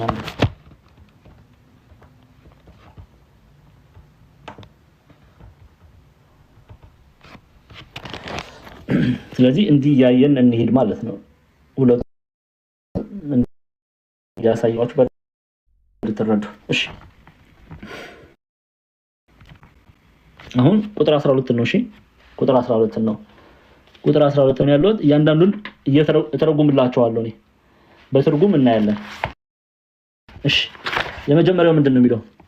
በታላቅ ድምጽ አይተናል ምን ማለት እንደሆነ። ለእግዚአብሔር የሚቀርብ ምስጋና ታላቅ ነውና ታላቅ ድምጽ ብሎታል። ኦኬ እልፍ አላፍ ቁጥራቸው ብዙ የሆኑ ቅዱሳን መላእክት አሁን የሚያቀርቡት ምስጋና ተመልከቱ። በታላቅ ድምጽ የታረደው በግ አሉ። የታረደው በግ ማን ነው? ኢየሱስ ክርስቶስ ነው። ለኢየሱስ ክርስቶስ ነው የሚያቀርቡት ምስጋናውን። ለኢየሱስ ክርስቶስ የሚቀርብ ምስጋና ነው።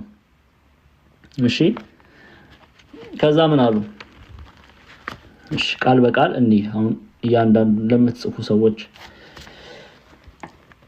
የታረደው በግ ኃይልና አሉ which is ኃይል ማለት ፓወር ማለት ነው። ይሄው ፓወር ኦኬ ምን ማለት ነው? for he is the only victor who conquers who grants us victory. For he is the only victor who conquers and who grants victory. ምን ማለት ነው? ሞትን ድል የነሳ ኦኬ ሞትን ድል ነስቶ ለድል ነሺዎች ኃይልን ሰጥቷልና። ስለዚህ ኃይልና ብለው ያመሰግኑታል። ፓወር for he is the only victor who conquers and who grants victory. ምን ማለት ነው? ሞትን ድል ነስቶ ለድል ነሺዎች ሁሉ ኃይልን ሰጥቷልና። አንድ ለዚህ ምክንያት ምን ብለው አሉ? ኃይልና። እሺ ቀጥሉ። ከዛስ ባለጠግነት ባለጠግነት ወይም ሪች ሲለዋል እንግሊዘኛው ምን ይላሉ? for he became poor to make us his children rich by his poverty. ባለጠግነት ሀብታም ማለት ነው። ስሙ ምን ማለት ነው? ባለጠግነት እርሱ እኛን ባለጠጎች ሊያደርግ ድሃ ሆኗልና። እርሱ እኛን ባለጠጎች ሊያደርግ ምን ሆኗል? ድሃ ሆኗልና። for he became poor to make us his children rich by his poverty. እርሱ ማን ነው? እርሱ ኢየሱስ ክርስቶስ። እንግዲህ የቅዱሳን መላእክት ምስጋና ነው እየሰማችሁ ያላችሁት ክርስቲያኖች። እርሱ ኢየሱስ ክርስቶስ እኛን ባለጠጎች ሊያደርግ ድሃ ሆኗልና። ኦኬ for he became poor to make us his children rich by his poverty. ዝቅ ብሎ በበረት ውስጥ ተወለደ እኛን ከፍ ለማድረግ ማለት ነው። የሾህ አክሊል ደፋ እኛን የክብር አክሊል ሊያደርግልን ተገረፈ እኛን ነጩን ልብስ ሊያለብሰን እርቃኑን በቀራንዮ ላይ ተሰቀለ። ስለዚህ for he became poor to make us his children rich by his poverty. ምን ማለት ነው? እርሱ እኛን ባለጠጎች ሊያደርግ ድሃ ሆኗልና። እርሱ የተባለ ኢየሱስ ክርስቶስ ባለጠግነት። ከዛስ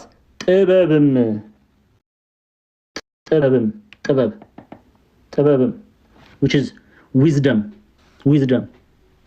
ሚላሉ ግብጻውያን መተርጉማን። ኦኬ he became ignorant among mankind to redeem the humble and the meek with the ignorance of the cross. ምን ማለት ነው? ጥበብ እኛን አዋቂዎች ሊያደርግ አላዋቂ ስጋን ተዋህዷልና። እኛን ምን ሊያደርግ? አዋቂዎች ሊያደርገን ከኛ እንዳንዱ ተቆጠረ። የፍጡርን ስጋ ለበሰ። እኛን አዋቂዎች ሊያደርግ አላዋቂ ስጋን ተዋህዷልና አምላክ ሆኖ ሳለ። እሺ ከዛስ በኋላ ከጥበብ በኋላ ብርታት። ይሄው ብርታት ምንድነው? በእንግሊዘኛ strength አይደል የሚባለው? strength. he became weak to support our weakness. ምን ማለት ነው? ብርታት የኛን ደካማ ስጋ ተዋህዶ እኛን ብርቶች አድርጓልና። እኛን ብርቶች ለእኛን ደካማ ስጋ ተዋህደ። ስለዚህ strength he became weak to support our weakness. የእኛን ደካማ ስጋ ተዋህዶ እኛን ብርቶች አድርጓልና ብለው ያመሰግኑታል። የሰውን ልጅ ኃያል አድርጓልና ብለው ያመሰግኑታል። እሺ እንቀጥል።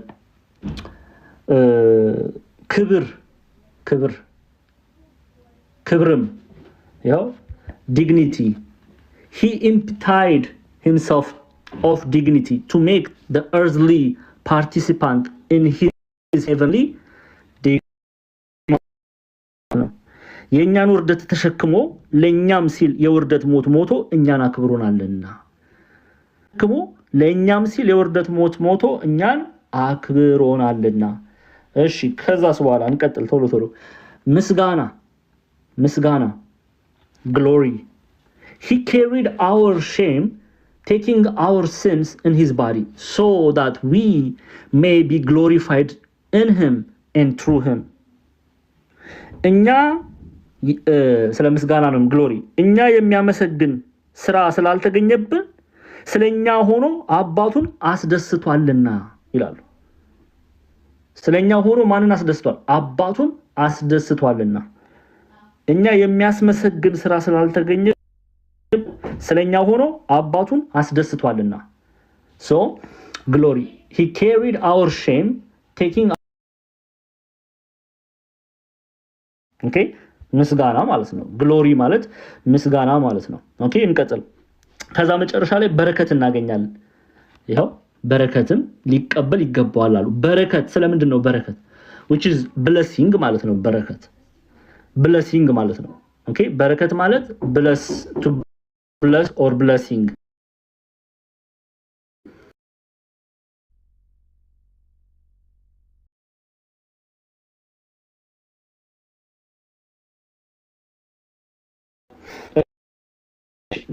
blessing በረከት he bowed to carry our curse that we may be blessed through him። ምን ማለት ነው?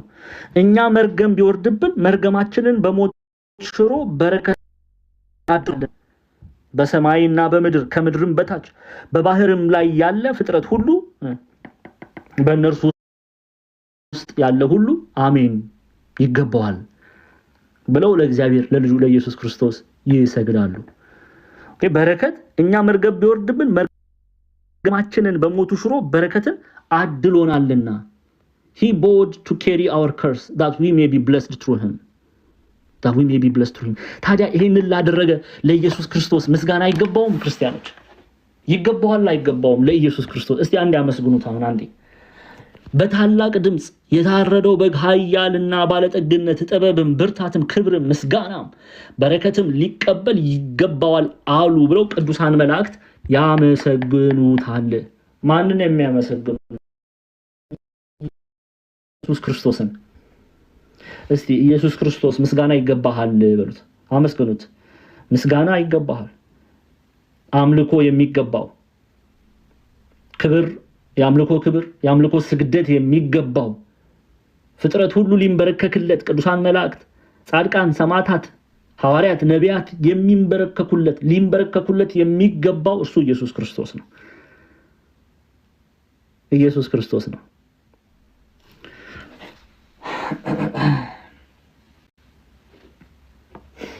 እሺ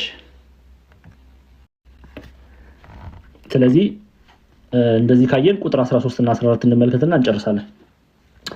በሰማይም ከዛ በኋላ በሰማይና በምድር ከምድርም በታች በባህርም ላይ ያለ ፍጥረት ሁሉ በእነርሱ ውስጥ ያለ ሁሉ በረከት፣ ክብር፣ ምስጋና፣ ኃይልም ከዘላለም እስከ ዘላለም በዙፋኑ ለተቀመጠው ለበጉ ይሁን ሲሉ ሰማው። አያችሁ ምን አልኩ? ሰማው። አራቱም እንስሶች 40ቱ እንስሳ አሜን አሉ። ሽማግሌዎቹም 24ቱ ካህናተ ሰማይ ወድቀው ሰገዱ። መላእክቱም 40ቱ እንስሳ 24ቱ ካህናተ ሰማይ በሰማይ በምድር ከምድርም በታች ያለ ፍጥረት የተባለ ሁሉ ለማን ሊሰግድ ይገባዋል? በረከት፣ ክብር፣ ምስጋና፣ ኃይልም ከዘላለም እስከ ዘላለም በዙፋኑ ላይ ለተቀመጠ ለበጉ ማለት ለኢየሱስ ክርስቶስ ይሁን ሲሉ ሰማው። አራቱም እንስሶች አሜን አሉ። ሽማግሌዎችም ወድቀው ሰገዱለት። ሐዋርያው ቅዱስ ጳውሎስ በፊልጵስዩስ መጽሐፍ ላይ ይሄንን ሐሳብ ሲያስቀምጥ እናያለን። ተመልከቱ። በፊልጵስዩስ መጽሐፍ ላይ እሱን አይተን እንቋጫለን። ኦኬ ፊልጵስዩስ ምዕራፍ 2 ተከፍቱልኛል።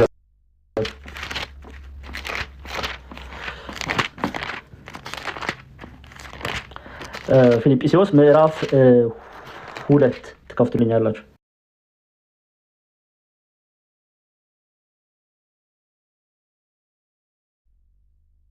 ቶሎ በሉ ክፈቱልኝ። ይኸው ፊልጵስዩስ ምዕራፍ 2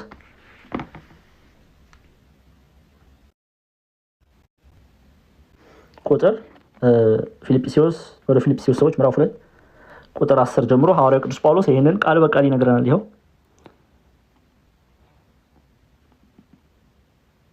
ከቁጥር 9 ጀምሮ ላንብብላችሁ። ይኸው በዚህ ምክንያት ደግሞ እግዚአብሔር ያለ ልክ ከፍ ከፍ አደረገው፣ ከስምም ሁሉ በላይ ያለውን ስም ሰጠው። ይሄ ስለ ኢየሱስ ክርስቶስ ሲናገር ነው ቅዱስ ጳውሎስ። ተመልከቱ። ከስምም ሁሉ በላይ ያለውን ስም ሰጠው። ይህም ከምድርም በታች ያሉት ሁሉ በኢየሱስ ስም ይንበረከኩ ዘንድ መላስም ሁሉ ለእግዚአብሔር አብ ክብር ኢየሱስ ክርስቶስ ጌታ እንደሆነ ይመሰክር ዘንድ ነው። ኦኬ በሰማይ የሚለው ምን ነው? በሰማይ የሚል መላእክትን፣ ፀሐይ፣ ጨረቃ፣ ከዋክብት፣ በሰማይ ላይ ያሉ ከዋክብቶች፣ ጨረቃ፣ ፀሐይ፣ ጋላክሲ ኤቭሪቲንግ ምድር ሰማይ ላይ ያለ። በምድር ሲል ሰው እኔና እናንተ፣ በምድር የሚኖሩ እንስሶች፣ አዋፋት፣ ድንጋዮች ሁሉ ሳይቀሩ፣ በባህር ሲባል አሳዎች፣ አሳ አንባሪ፣ በባህር ውስጥ የሚንቀሳቀሱ እንስሶች፣ የባህር እንስሶች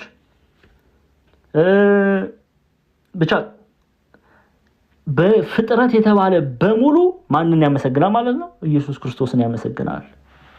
ኢየሱስ ክርስቶስን ያመሰግናል። ለዛ ሰማይም ና በምድርም በታች በባህርም ላይ ያለ ፍጥረት ሁሉ በእነርሱም ውስጥ ያለ ሁሉ በረከትን፣ ክብርን፣ ምስጋናን፣ ኃይልም ከዘላለም እስከ ዘላለም በዙፋኑ ላይ ለተቀመጠው ለበጉም ይሁን ሲሉ ሰማው። አራቱም እንስሶች አሜን አሉ። ሽማግሌዎቹም ወድቀው ሰገዱ፣ አመለኩ፣ ሰገዱ፣ ክብርን ሰጡ። ክብር ለሚገባው መጽሐፉን ማህተም ይፈታ ዘንድ ለተገባው ለማን? ለበጉ ለኢየሱስ ክርስቶስ። ያስተማርን የገሰጸን የቅዱሳን አባቶቻችን አምላክ ስሙ ከአጥናፍ እስከ አጥናፍ የከበረ የተመሰገነ ይሁን። እናታችን ቅድስት ድንግል ማርያም ጸሎቷ ምልጃዋ ከኔና ከእናንተ ጋር ይሁን። እንግዲህ እግዚአብሔር አምላክ እየረዳን ራዕይ ዮሐንስ ምዕራፍ 5 ጨርሰናል። ያው እንደምታውቁት ትምህርቱን ስንማር የምንጠቀማቸው ብዙ ምንጮች አሉ፣ ብዙ መጽሐፍቶች አሉ። እኔ ወደ እናንተ ትምህርቱን ከማድረሴ በፊት የማነባቸው የምዘጋጃቸው ብዙ መጽሐፎች አሉ። እንደዚህ ከዛ ውስጥ መጽሐፍተ ሐዲሳት፣ ሰለስቱ፣ ግብረ ሐዋርያት፣ ራዕይ ዮሐንስ ከቀድሞ አባቶቻችን ጀምሮ ሲወርድ የመጣው ንባብ፣ ትርጓሜው፣ አንድምታው፣ የግብፃውያን መተርጉማን በተለይ ቄስ ቴዎድሮስ ማላቲ፣ ፋዘር ቴዎድሮስ ማላቲ ፓትሪስቲክ ኮሜንታሪ፣ ሌላ ደግሞ ብፁዕ አቡነ ሽኖዳ ሳልሳዊ በራዕይ ዮሐንስ ላይ የሰሩት ሀተት አለ። ሌላ እነ ቅዱስ ዮሐንስ አፈወርቅ፣ እነ ቅዱስ ኤፍሬም ሶሪያዊው ያስተማሩት ትምህርት አለ። በኢትዮጵያውያን ሊቃውንት ዘንድ ደግሞ እንደ የቤተክርስቲያን መምህራን የሆኑት እንደ መጋቢ ሐዲስ ስቡህ አዳምጤ በራዕይ ዮሐንስ ዙሪያ የሰሯቸው ሊቃውንት የሰሯቸው ስራዎች አሉ። በራዕይ ዮሐንስ ዙሪያ ብዙ መጽሐፎች የተጻፉ ጽሁፎችን አይተናል። እነዛን ሁሉ እንጠቀማለን። ነፍሱን በስጋም በነፍስም ይማረውና ዳንኤል ክብረትም ዮሐንስ ላይ ራዕይ ዮሐንስ ያለ መጨረሻ የሚል መጽሐፍ አለው። እሱም አለ። ሌላ ትርጓሜ አዲስ ራዕይ ዮሐንስ ያለ መጨረሻ የሚል መጽሐፍ አለው። እሱም አለ። ሌላ ትርጓሜ አዲስ ያንን እንጠቀማለን። እነዚህን መጽሐፍ ቅዱስን ጨምሮ ሌሎችም ቅዱሳን መጽሐፍትን እንጠቀማለን። ይህንን ሁሉ ነው አንብቤ ተዘጋጅቼ ወደ እናንተ ጋር መጥቼ የማስተምራችሁ ማለት ነው። እግዚአብሔር አምላክ ነው ግን እኔንም የሚያስተምረኝ እናንተንም የሚያስተምረው። ሌላው መጽሐፍ ቅዱስ መዝገበ ቃላትን አዲስ ኪዳን፣ ብሉይ ኪዳን መጽሐፍ ቅዱስ መዝገበ ቃላት እንጠቀማለን። በዚህ አይነት ሂደት ነው እንግዲህ እያጠናን ያለ ነው። በድጋሚ ያስተማረን የገሰጸን የቅዱሳን አባቶቻችን አምላክ ጌታችን አምላካችን አባታችን መድኃኒታችን ኢየሱስ ክርስቶስ ስሙ የተመሰገነ ይሁን። እጅግ የምንወዳት እናታችን ቅድስት ድንግል ማርያም ጸሎቷ መልጃዋ ከኔና ከእናንተ ጋር ይሁን።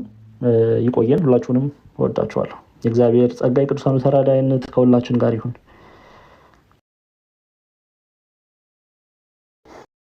ቀሲዬ በጣም ደግሞኛ ዲርሶ ይቀበሉ። ራዕየ ዮሐንስ ምዕራፍ 5ን ጨርሰናል። በጤና ይጠብቅልን፣ ቃለ ሕይወት ያሰማልን። መምህራችን በእድሜ በጤና ይጠብቅልን። በእውነት ሳይደክሙ ሳይሰለቹ ባለው ሰዓት እንደዚህ ከስራ ጋር አቻችለው ሰዓቱን እንደዚህ በዚህ በአማረ ሁኔታ አስተምረውናል። እግዚአብሔር መንፈስ ቅዱስ በእድሜ በጤና ይጠብቁት። የአገልግሎት ዘመኖትን እግዚአብሔር አምላክ ይባርክልን፣ ይቀድስልን፣ ይጠብቅልን። መምህራችን በእውነት እግዚአብሔር አምላክ ይጠብቅልን። በጣም ደስ ይላል። እጅግ ድንቅ ቆይታ ነበረ። ምዕራፍ 5ን ጨርሰናል። ቀጣይ ምዕራፍ 6 ነው የምንማረው። እግዚአብሔር አምላክ በእድሜ በጤና የጠብቆት መምህር። እኛም የተማርነው 30፣ 60፣ 100 የሚያማረ ፍሬ እንድናፈራ እግዚአብሔር አምላካችን ይርዳን። የመንግስቱ ወራሽ ያድርገን። እግዚአብሔር ይርዳን። አሜን። አባታችን ግን እንደ ሀሳብ አሁን እርሶም ምናልባት ከተማሪዎችም ትምህርት 1 ደቂቃ ብቻ እንውሰድና ምናልባት ወደ ጸሎቱ ከመሄዳችን በፊት አባታችን እርሶ ከፈቀዱልን ይኩነኒም፣ ትዕግስትም፣ ሄለንም፣ አና ኃይሌም ስላሉ እስቲና ሌሎችም